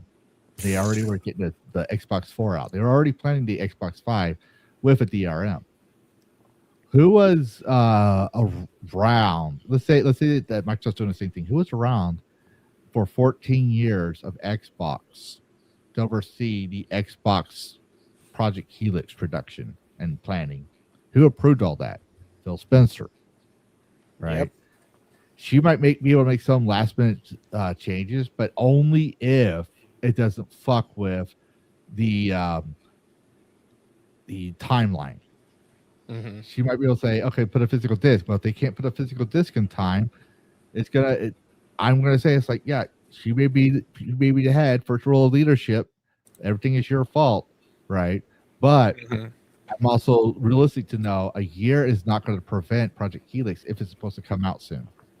Now she got 2 years, so who knows? All right. I'm gonna when it comes out, I'm gonna analyze things. I'm gonna be like, okay, because I have some experience in the gaming industry. Would they have been able to do this? Where they originally had it in a planted disc and they just changed their mind last second because of the AI boom? Were they planning to go full digital? Like my last Xbox was the Xbox One, not the Xbox One S, not the Xbox One X, the Xbox One. So that tells you how old or the last time I played a console. I still played the Nintendo Switch with my son, but me as personally, I haven't played much Xbox because I switched over to Steam because I wanted to play Skyrim modded. A lot of AAA at that time didn't interest me, and I played the Skyrim up until Phasmophobia came out. Then I started looking into indie games. Like, oh, because I was thinking indie games were gonna be cheap slop. That's all I was thinking. Yeah, and that still is a big thought process with the general mass. Is indie is garbage. That is the presentation. It seems to be flipped with the fast food. You look to fast food, you know it's garbage. You know it's cheap. It's an assembly line. It's not going to be good quality, but you're going to consume it. Whereas if you go like sit down restaurant with someone who actually gets good quality food, it's going to be more expensive. That's where you get your quality. For some reason, people willingly flip that with the games industry, and they think, oh, something that's on mass production actually is better quality. It's like, I don't know where that came from, but it's such a hard thing to break, but it's slowly starting to happen as we've seen the numbers. I have this sneaking suspicion. I just thought of this. They may attempt to do, like, it sounds like Project Helix has been in the works for a while. So that means a lot of fucking R&Ding. The R&D is constantly changing. I wonder if they're going to actually try and do something to legitimately combat Steam, but they want to do it properly. A lot of stuff that is done with Epic is done like last minute, last second. You can fucking tell. It sounds like Xbox wants to do something that has a lot of thought, and that once it's released, it's going to be this big old tank, and it's just going to steamroll over everything. And I think the way that you're going to do that is they have to have these numbers. Like, sure, they release shit, but there's internal stuff that they have access to that we, the general public, probably even the government, doesn't have access to. Like, I've been a tech for 10 years. I knew about software updates internally that were like 7 years in development that we were never supposed to talk about. We'd be working on like version 3 through version 6 on something, and I would occasionally hear, oh yeah, version 7's in the works of this thing, but it's like company proprietary, we don't talk about it. These people have to know about shit that's going on, and I think one of those things is they're going to tap into the indie market just enough because they want to get everything. They want to set the biggest fucking net probably and capture everything because, well, Steam has almost fucking everything. And it sounds like Asha's going to be at the head of that. And all I can say is don't fuck it up. Yeah, don't fuck it up. You got your fans. You got the Xbox One fans loyal to you. That's what I'm going to say right now. It's something I noticed. They were loyal to her almost in the first month. And part of that, as I was saying, Carrots, when you were gone, is she reduced the prices of the Xbox Game Pass. And then she also said that a lot of content creators were saying, like I think Legendary Drops even says this as well once, or someone, it was Luke Stevens, Legendary Drops, Speller News. Someone said, I can't remember who said it, and they said the big company said it, is that Game Pass is not sustainable. At least Bellular, I know, he's said it multiple times, which is true. Game Pass is like PS Plus. It's not it's a gimmick. Yeah. It can't be your flagship service. If someone's delusional enough to think that a cloud service is your flagship thing, you're delusional. You need to go be in a padded cell, or you need to start taking some SSRIs or something, because that's bullshit. The ability to have an ecosystem and to keep people there while also giving access to a wide variety through that ecosystem, i.e. Steam or GOG, you can do that through hardware. So, yeah, like, I think you were saying that Sarah Bond was the one that was saying everything is an Xbox. Yeah, it was originally Phil Spencer's baby, but she was promoting it. Is this an Xbox? Pretty sure it's not. I'm pretty sure it is. Let me drink my Xbox. You're not an Xbox expert. How would you know? Is Sarah Bond an Xbox expert? But I also want to point out something that surprised me about her. So when I made a video covering the Tree Studio layoffs, right? And I kept saying, that's the one where I had Retro Rerun playing in the background. And I kept saying, at the end of the day, with all these studios one by one, this studio, Compulsion Games, Double Fine, Ninja Theory, did not make money. Nope. They didn't make money. And at that time, the journalists were mad at Sharma. I thought girls were supposed to, girl power, stick together, no matter what, all that stuff, right? That's what they said back 10 years ago. Shows you how backstabbing women are. But yeah, I've been really nice to women all night, so I had to do it at least once. I had to be mean once. But no, the thing is like they were salty. Like this one article, games business was so salty. This one you shared with me. But they were so fixated on South of Midnight that Sweet Baby Inc. thing. And it's like all they talked about is award winning. Yeah, but awards don't bring sales. Nope. They used to. But the thing is like you put the wool over people's eyes so many times. Like, wait a minute. This game sucked. This game sucked. This game sucked. And it's one game of the year? No, motherfucker. Why not Black Myth Wukong? Why not this game? Why not that game, right? They focused on this, but when you look at the numbers, that's why she didn't say anything. You look at the numbers, it did not make money. It was overbloated projects, very expensive, did not make money. And most of it went to Game Pass. I even told you, Carriage, when you were a little upset about it, not in a bad way, but you were upset, but you understood why Ninja Theory had to shut down. I did say something fair about it. It did have a niche audience. If they would have reduced their budget by half, and focus on their physical sales, not Game Pass, and let Game Pass be their profit margin, they would not be kicked out. They would not have been shut down. Yep. Because they would have had the numbers to show, even if it wasn't a lot, that they made that profit margin. She didn't say a certain price number. She said a certain percentage number. Yeah. They would have made that percentage, and they would have been kept on. Granted, they might still keep Senua, and Senua wouldn't be as a big thing that the Doritos probably like, oh wow, and beat off to every day because it's all cinematic. And there's a good chance they would have to make a different game because of new regime, but they would have survived. Now they're being bought off. But here's what I'm trying to say is what I'm surprised about. It's like all those studios. This is a legal common practice in corporations. She could have closed those studios down and write it all off as a tax write-off. That would have helped save them money. What she did was not very profitable for Xbox, except for maybe Ninja Theory. She let those studios be independent again. Maybe they paid her some money, but I guarantee they didn't have enough money.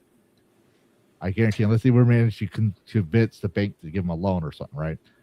But no one bought them. They were let go. Double Fine and Compulsion to make their own thing.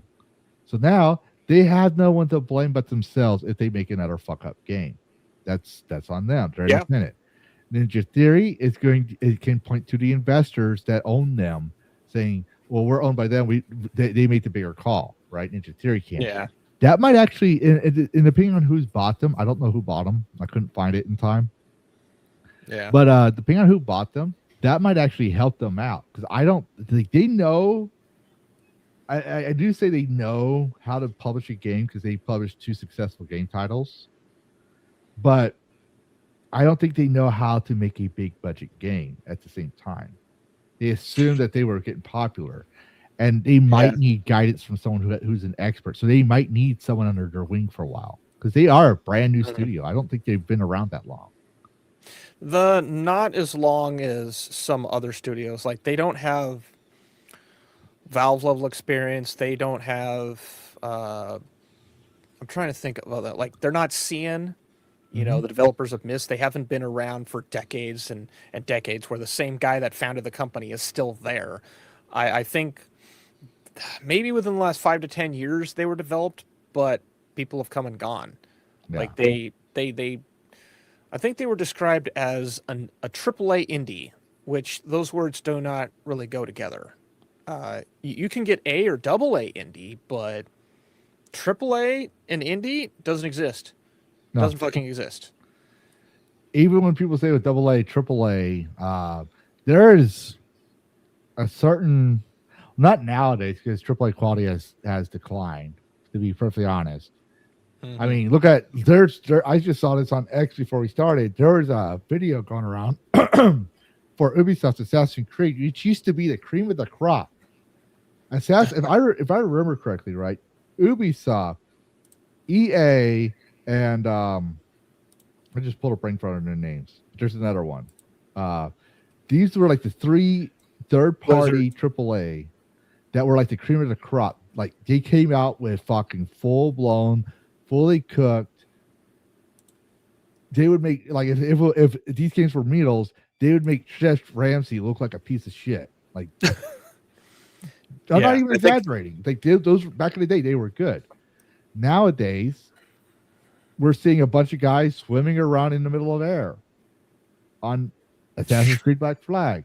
Star Wars Outlaws, another good Ubisoft game too, by the way. So many bugs on that one. Assassin's Creed Shadows still fixing. Starfield, our game has no bugs on it. You just need to get another PC. You go look at the latest patch. One of the things they'll say in there is bug fixes. Yep. You just look at it. It's like AAA used to be, because they had the money, the cream of the crop. You expect indies. This is why I'm more lenient of indies having bugs. It's because there are small time developers, shoestring budget, stuff like that. Not all of them, but that's why I see the differences. And yet we see AA, like Larian Studios, Baldur's Gate 3 had a few bugs in it, but still looks AAA quality. We were talking about earlier today. I'm going to bring this up. Species Unknown, independent studio, granted, been around since the early 2000s. Yet we both noticed how polished the animations, how smooth they were. For early access, there was very little bugs we could find, bugs and glitches, very little. Yeah. Of course, we only played it for a couple hours for the past few nights, but we should see that right away. Yeah, there was 3 of us. There should have been a game-breaking bug, at least in one of the 3 of us. And I think we found at some point where maybe the flashlight didn't cast light properly or something. But, like, nothing that really made us say, I can't fucking play this anymore. Which is, that's impressive. I wanted to bring up something that you mentioned, the awards, and how, like, South of Midnight had all these awards. I hate the awards now because it used to be, and I'm going to go full fanboy here, it used to be a game had to come out before the awards were applied. These are just a handful of awards that Half-Life received. Bear in mind, Half-Life came out in 1998. And in 99, received all of these insane awards, and it has continued to receive awards since then. This came out. This might have been done before it was released. I don't know. Is it possible? But these interactive achievement, wherever these came from, Academy of Interactive Arts and Sciences. So, yeah, these were awarded after it came out. Nowadays, like with South of Midnight, all of these awards were given out based on the fucking trailer. Cyberpunk 2077, anyone? Fallout 76, anyone?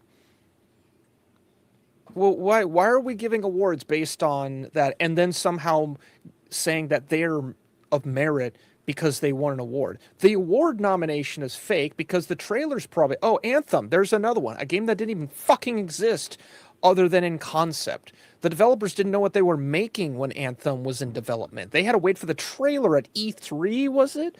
To actually see what the hell they were working on. Yeah. So I'm really tired of hearing, oh, this game has all these awards and accolades. Is the game out yet?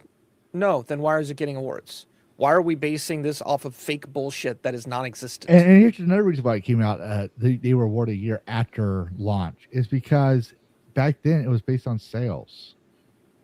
Yeah. You had to Game prove of the year yourself. meant the most popular game that people were buying. Now it's based on cinematics and what the journalists like about it. I like it because it has bisexual lighting. I like it because it has a lot of cinematic movies. I like it because this dev corporation just paid me to say I like it. And if you don't believe that's a fucking thing, that's the reason why, first off, Doritos Gate and Gamergate existed. It was about the ethics in games journalism and the incestual relationship they had with the fucking devs. But if that's not enough to say anything, you're going to say, well, that's just an isolated incident. You can't really use that. Disney exposed paying $20 for a reviewer to review on Rotten Tomatoes. Got busted. Just pointing it out there. But yeah, no, I wasn't really going to do a whole bunch of so we usually do slides, but we're trying to find a different way of doing this because like we have notes. We usually have notes on all this, but I think there's one thing I do want to point out. And that's the 80 level one. Asha Sharma, CEO Xbox, will lead Federal Reserve. Because there's something about this I want to show. All right. It says, Asha Sharma, CEO Xbox, will lead the Federal Reserve Productivity and Jobs Task Force after laying off 3,200 people. People's reaction is predictable. There's a reason why I'm bringing this up. They put her name. They put her title, right? And what she's supposed to do, right? She's going to do something about jobs. They're saying, oh, this is ironic after she just fired 3,000 people.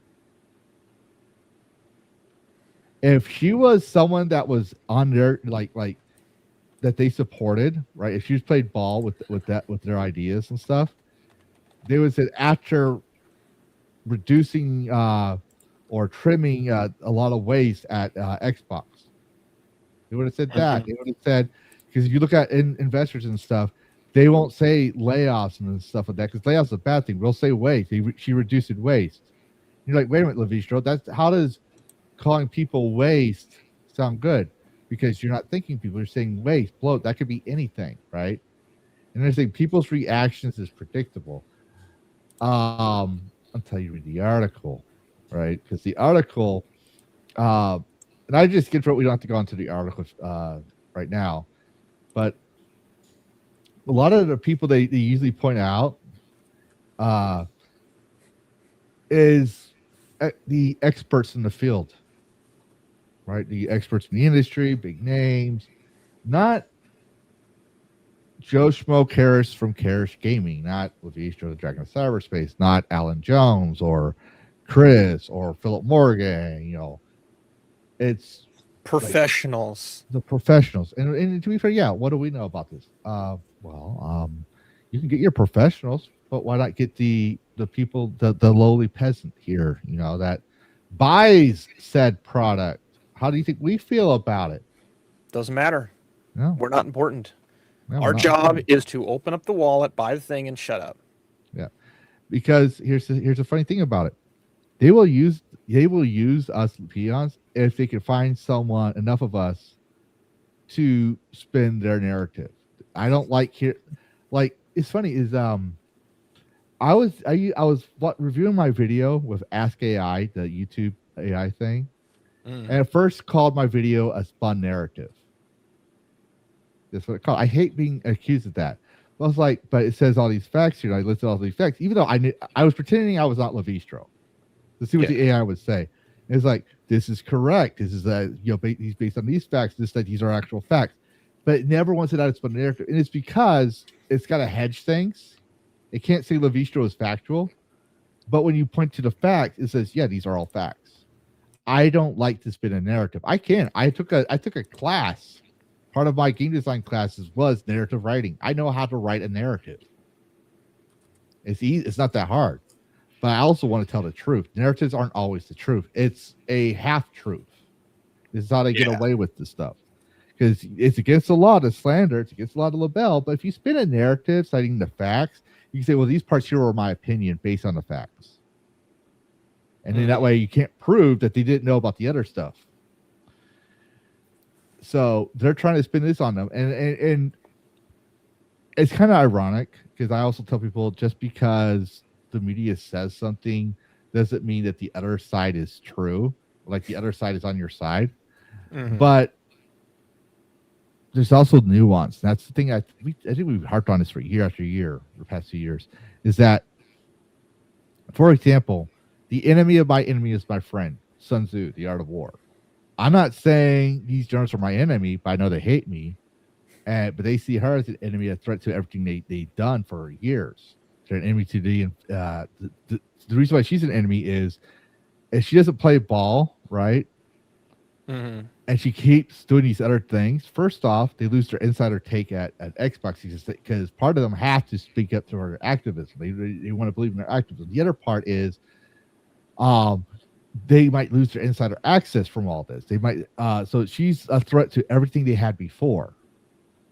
And the fact that she's now working with the federal government under Trump administration. I'm not trying to get into politics. I'm just pointing this out there. A lot of journalists don't like Trump, right? So there is that. She's a threat to everything they have, no matter what she does. Also, she does AI. What's one of our first things that has been happening when AI started getting into jobs a couple of years ago? Capital venture was gone, and so a lot of these journalists started having AI articles. You could find it in the grammar. It was so obvious. Now it's a little harder, but you can find it. So there is that. Yeah, private equity, that's another thing. But it to me it shows like I don't want Sony or PlayStation. I don't want Sony or Xbox, Microsoft to shut down. Me personally, I want them to go back the way they were long before this whole PlayStation 2 thing. I want them to go back to being companies that make good games. I want them to be able. One thing Sharma could do right now that will piss everybody off, like literally everybody, is come out on video. She doesn't have to go to E3. She doesn't have to just put on X, and like she's doing right here, right, and say, at Xbox, we believe you own your games, digital or physical. And as Xbox, as the face of Xbox, as the CEO of Xbox, we are rewriting it, the terms of service, to where yes, you acknowledge that you can't sell and reproduce digital games that to spread our profits, but you own that title. You can do whatever you want with it, with your copy. That would be a problem for a lot of other people that they all seem to kind of fall together. It's like, well, this person says you don't own it, so I'm going to say you don't own it. This would really throw a wrench in that. Yeah, but I guarantee you, this is gonna be the biggest news in the world. Now, it might get her fired from her boss, right? The CEO of Microsoft, unless she convinces him this is the best thing, that course of action. This will throw a wrench in Sony and give us the edge boost we need, right? But even if it's just like you own your copy, you're just not allowed to use that copy to reproduce. Because remember, people forget, you could take a VHS. Back in the day, you could take a VHS and record a Jungle Book from another VHS. And what was the first thing they showed on the screen? FBI warning, you're not allowed to reproduce this. Yep. So this whole digital copy excuse, no, you could do that with physical, right? It was against the law, motherfucker. It was that you get fined and spend 5 years in prison. I've seen that thing come up on the TV so many times. I think I have it memorized. If I literally sit there and recall the fuzzy fucking 2-bit screen they had. But no, she says you have a DRM. You're just not allowed to violate the law and reproduce this copy, but it's yours to own and keep for as long as you want it, and you can take it and download it like GOG. Well, GOG's going to be for running for this money too. But she's siding with the fact that you own your digital copy. And she's the CEO of a major corporation. Just putting it out there. There's one thing that would possibly lurch that forward, and it would mean GOG would have to start becoming a noticeable pain in everybody else's profits, which would then possibly lead to one of two things. Either they follow GOG and say, okay, we're rewriting our stuff because GOG is now like 25% of the gaming market and they're really starting to hurt us and they have a good reputation. Either we follow that, or, and this is where the nihilism part of my brain kicks in, everyone has to start a marketing campaign to make GOG look bad, which I think is more likely because it's easier to do. Slandering is apparently easier to do than joining forces with. But it would be the sort of thing of you would have people trying to find dirt on everything possible that GOG has done. Every bad thing, or hell, just even making shit up.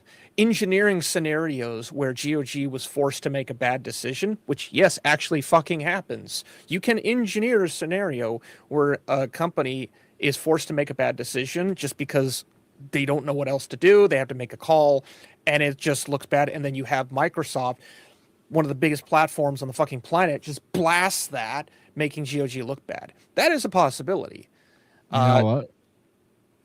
Yeah. You know why I hate GOG? I don't think people realize I actually hate GOG. You know why? Why? GOG was my camp counselor once and gave me rock candy. I've been going to therapy about it since I was a hatchling. That's why I'm homophobic now. Point on the GOG website where it poked you in the butt. The butt? No, the mouth. The cloaca, sorry. Rock candy doesn't go up the butt, it goes in the mouth. No, not this stuff, apparently. Yeah. But no, I think we're going to wrap. I think we had a good talk. I think the nuance is that there's still more to see about what she's going to do next. Oh, yeah. I think we're only 6 months in. I think we covered the nuance. I personally think we covered the nuance, unless there's something I'm forgetting. I'm just seeing the time, and I'm trying to keep us in time. Yeah. We started on time. I want us to leave on time. So that even 4 hours.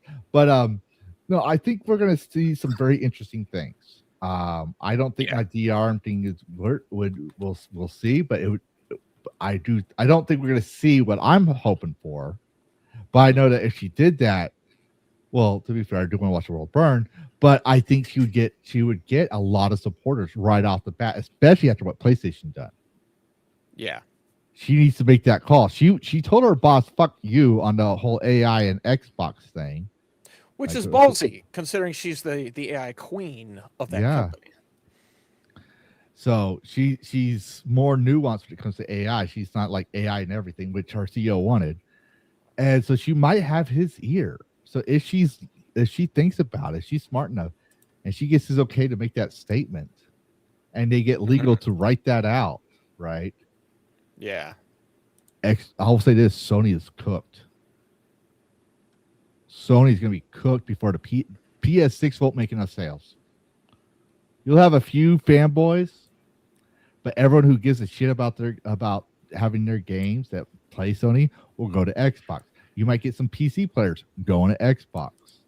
Mm-hmm. She would have instantly done the one thing she promised: bring more people to Xbox. Just that, not just more people, but more sales. Which she can say, I can read between the lines. She can say people, What she's really meaning is people's wallets. Yeah. Because people are the gateway to the wallet. So if you bring people in, you have them mingle around the ecosystem enough, eventually they're gonna open their wallet up and they're gonna try to buy something. That is the end goal. Yeah. So she is well invested to make sure she doesn't sour that experience. And it's definitely too soon to say whether or not she's fucking up or not. I mean, I don't have a vested interest in whether or not Xbox survives or fails, but given how polarizing AAA gaming is, it would be interesting to see if whether or not she's the reason that it got a hole jabbed into the ship, or if suddenly she sailed the ship on to victory. It'll be interesting. I know she says that right there. I know she does that move. Everyone, ESA, Ubisoft, the CEO, I forget his name. He's going to get hounded with phone calls to get her to resign. Possibly if she, and this is the consumer versus the business. Yeah. If the business side doesn't like what she's doing because she's going to consumer, she may be right in saying, no, we need to focus on bringing the gamers in because that's what Xbox is. The investors may say, go fuck yourself. We want money. We don't care about the gamers. We want money. And she can try and rationalize, say, well, we do this. No, they don't care because they're not gamers. They don't consume the shit. They wear 3-piece Indochino suits and fly private. Like, they don't fucking understand what it means for you or I to spend 4 hours playing a game Their and feel like breaks, they just buy another one. Their Lamborghini falls apart, they go buy Rolls Royce. A product is a product to them. Money is money. It's a transaction. Yeah, it's not something that they worked hard for their sweat. They probably may have started that way, worked for their own sweat and blood, but forgotten about it. Right? There's a lot.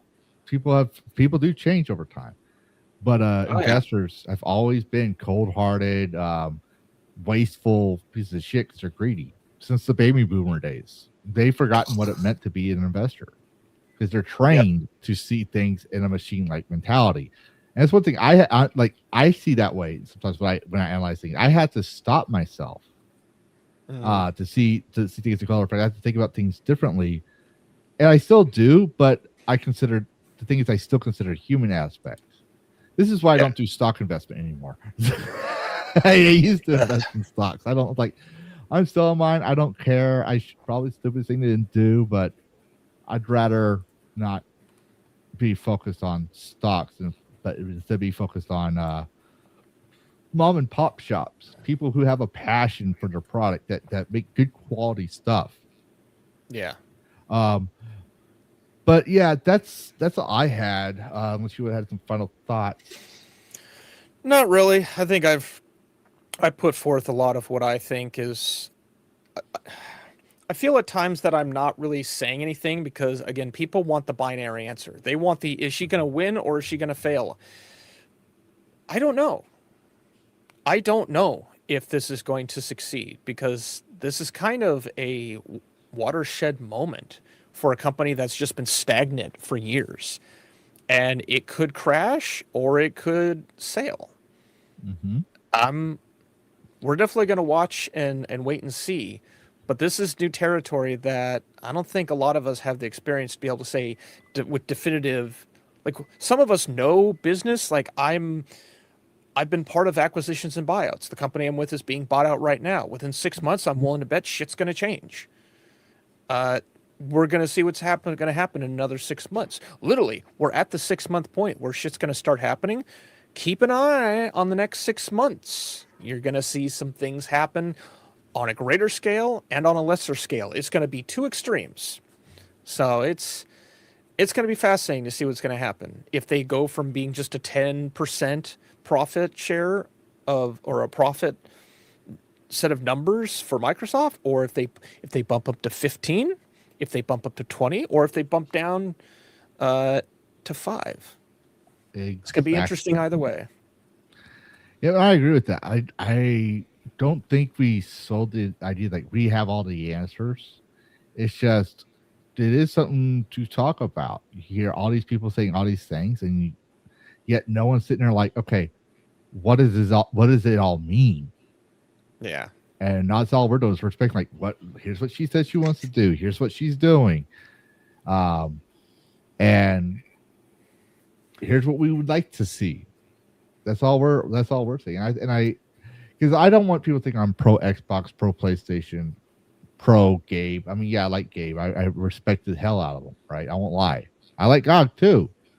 But when they fuck up, like for example, bending the knee to the payment processors, Yeah, I did front say, to be fair, they didn't know what to fucking do because they never no one had them at the throat like that.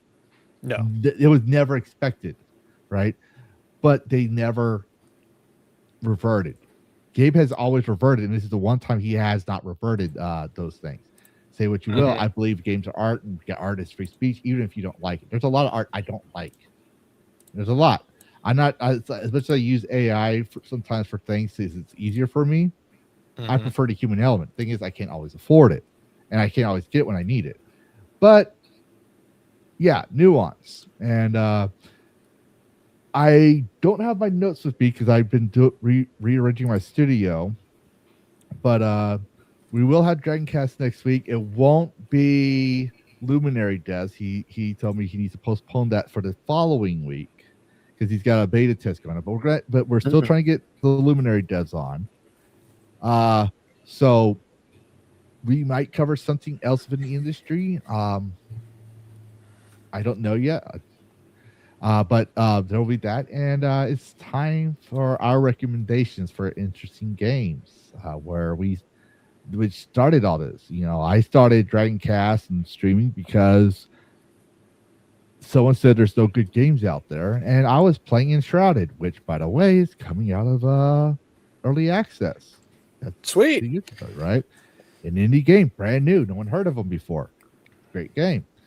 And so everyone that has come on our podcast before, when we used to interview other people, we've had them recommend games. Obviously, we don't ask devs that because they're going to recommend their own games. So, so today we're going to do games we found interesting and Karis. I see you got yours ready. Yes, I have not played this. I found this on Twitter because the developer was talking about it. Yeah, it's coming out in November. And they said, oh, the demo's coming out. And I said, count me in. And they said, you're in.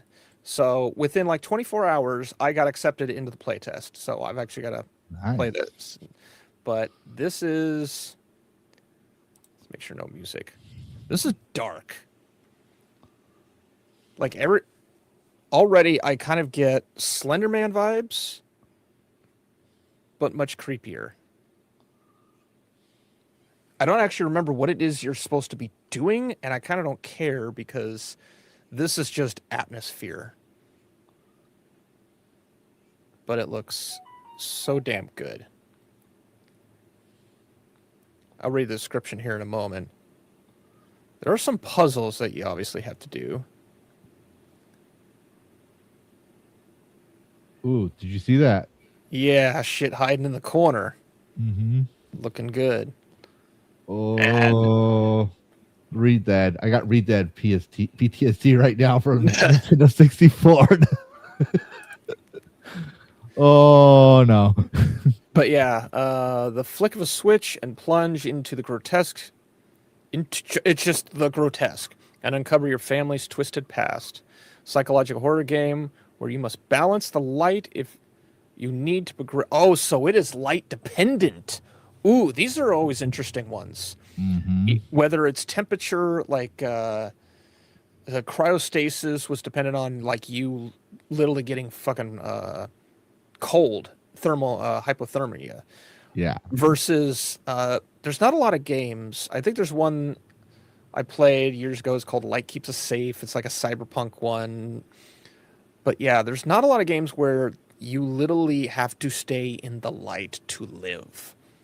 And I'm going to play this one, maybe on stream. We'll see. Yes, I thought this was very fascinating. Apparently, I can invite some people. Oh, invite me. I'll play it.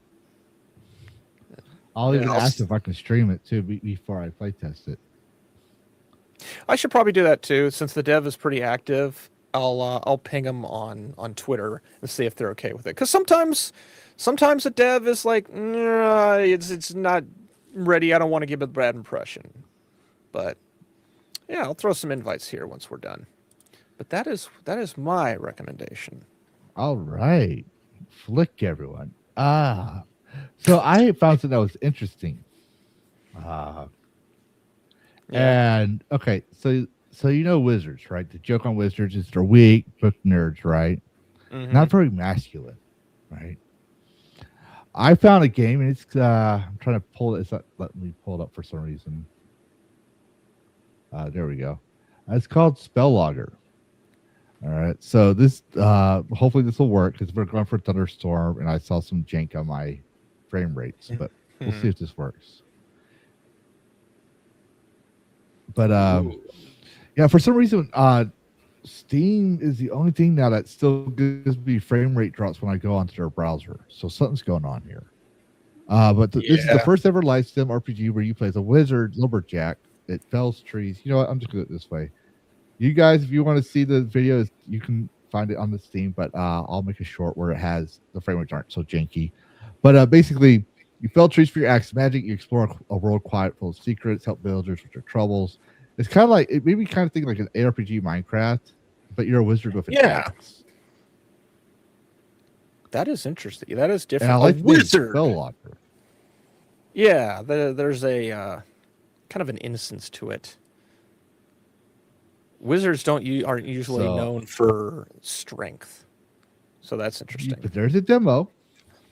There you go, sold a demo. Yeah, maybe you can bug Carson to have him do it for his next demo stream. Just bring it out there. But it's not out yet. It's planned to release this year.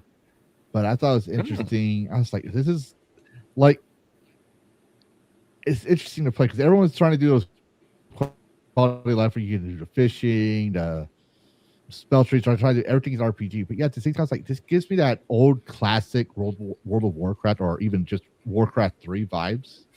Yep. With the graphics, but you're a wizard with an axe.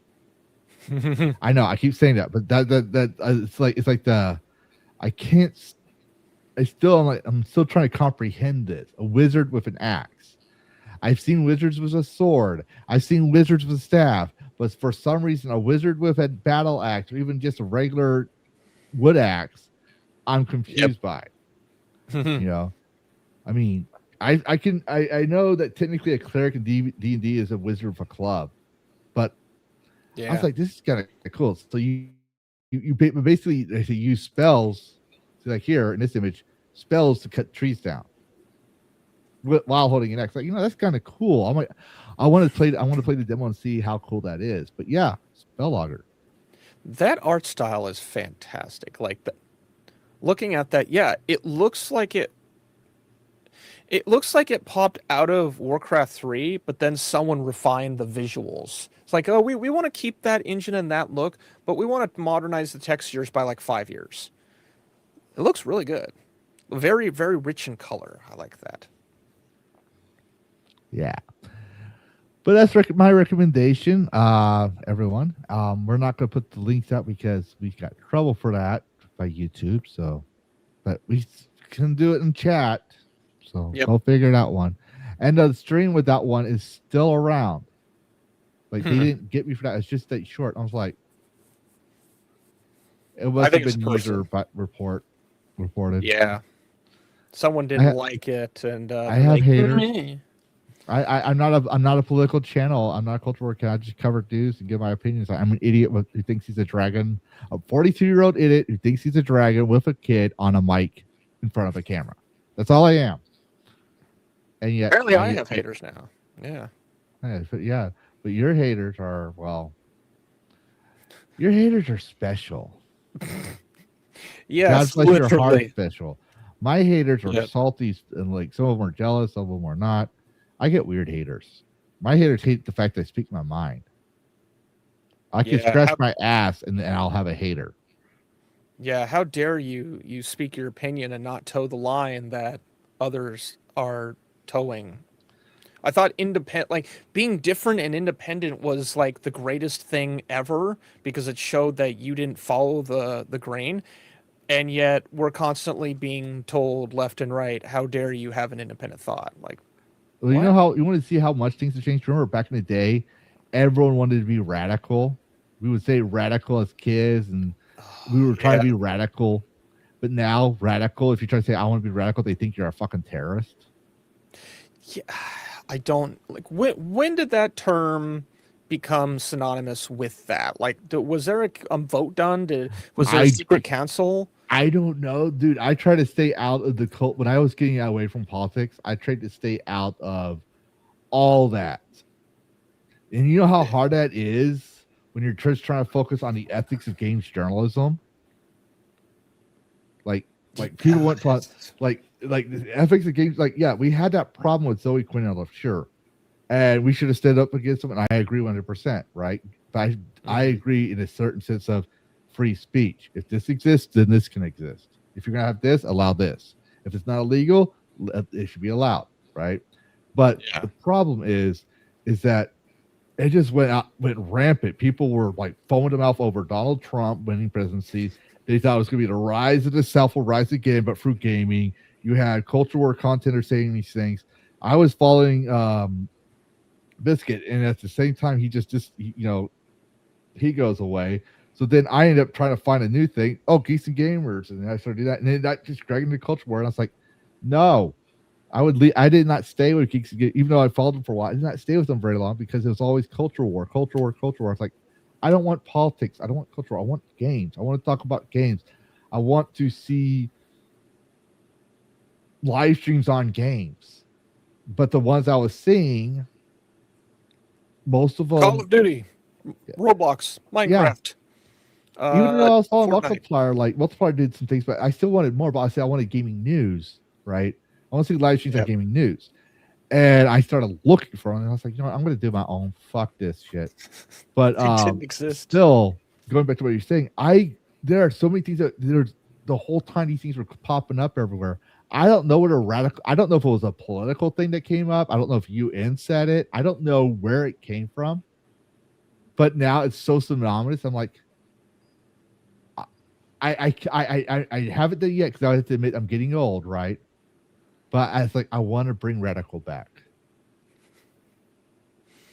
Like that used to be, but that used to be the thing. We used to be radical. It was cool to stand up against the establishment. And now what do? Leave Daddy Corporal alone, or leave Daddy Corporal I approve of alone.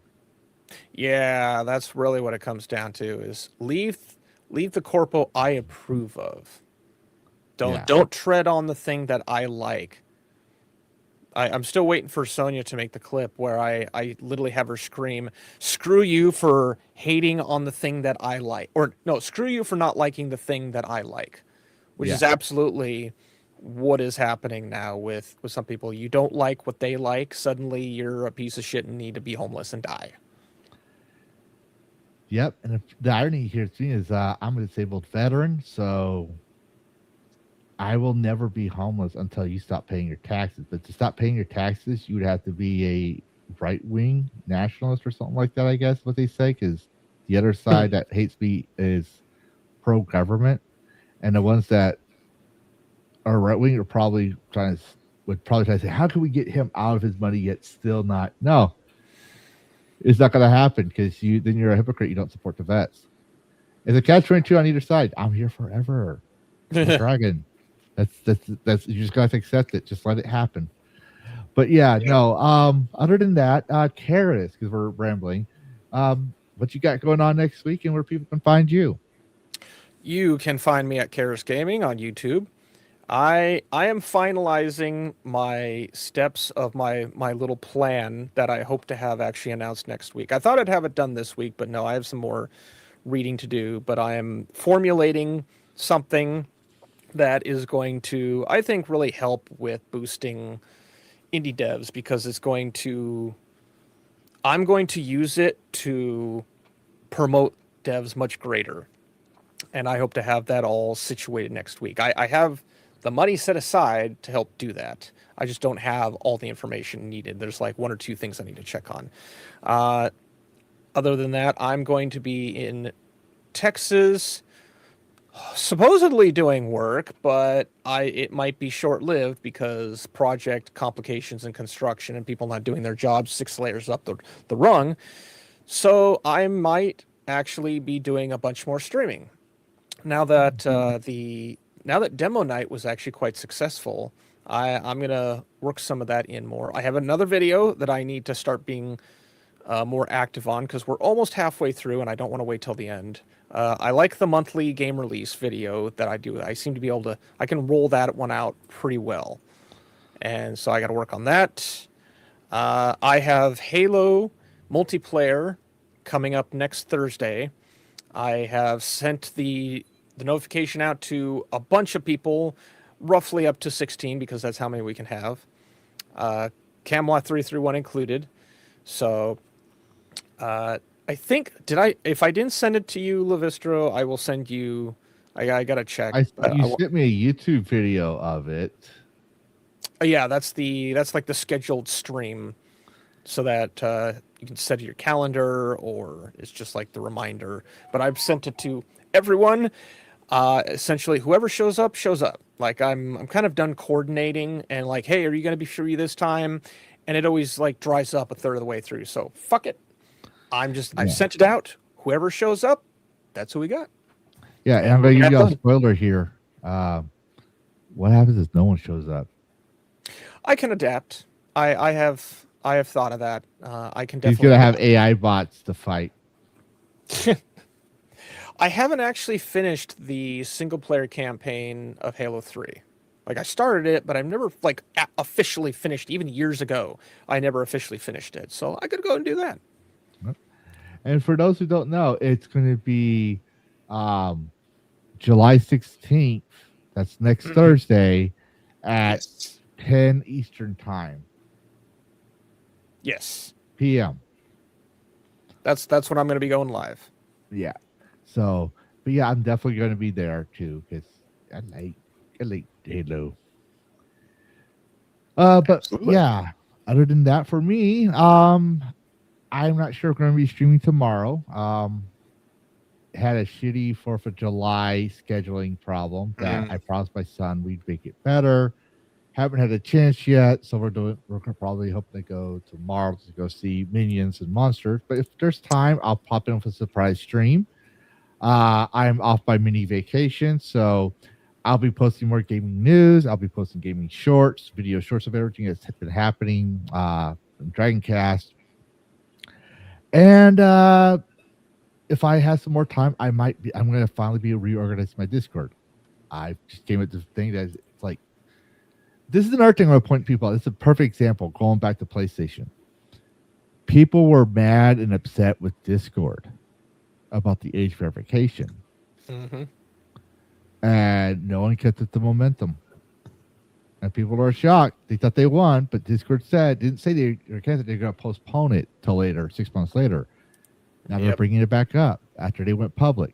People did not look in effect. Discord went public the same time they made that announcement. And you need to have a certain amount of discipline if you're going to boycott Sony. And you got to understand, you might be the only one doing it, but you need to stand on your own principles. I went to Plan B, not because I guess I was against it, but also because I realized people tried this before with the Roblox owned one, Gilded. And people came back crawling back to Discord. People tried that with Facebook. People tried that with X, Blue Sky. It's just not going to happen that way. It's not something that's going to happen overnight. Facebook and Microsoft were rivals for years before finally Facebook was superior and MySpace died, so to speak. But I'm probably going to be reorganizing my Discord. I haven't been adamant about it, but I'm trying to trim it down.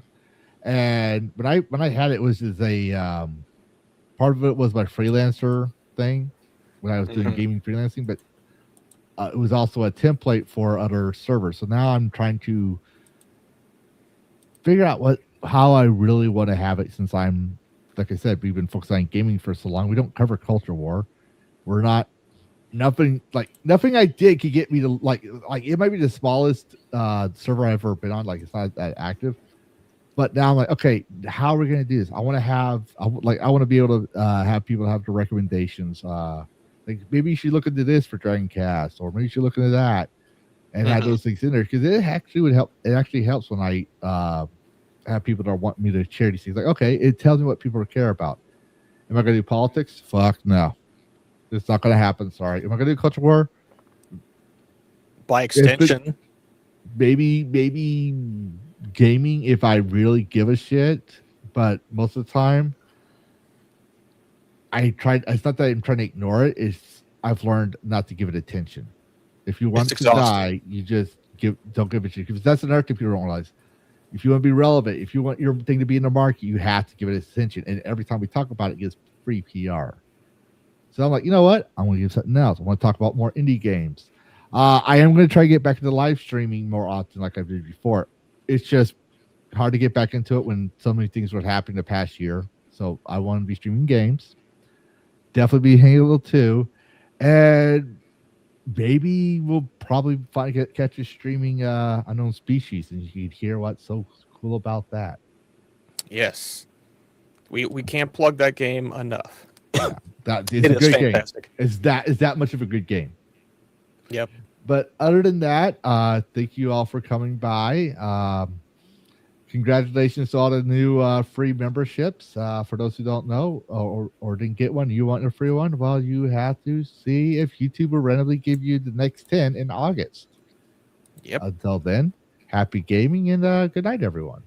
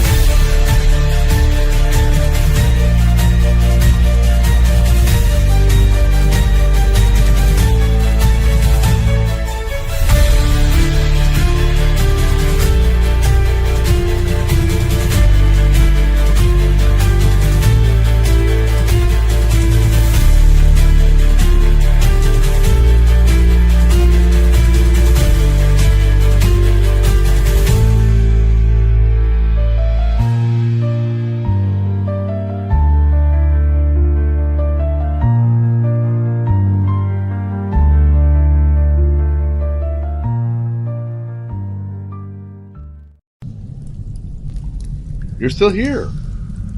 What? You thought there'd be a post-credit scene or something? This isn't a Disney movie. The show's over. Go get some sleep. Play a video game. Watch another YouTube video. I gotta take care of the Dragon Wing and possibly get some sleep myself. Goodbye all, and thanks for watching. And happy gaming.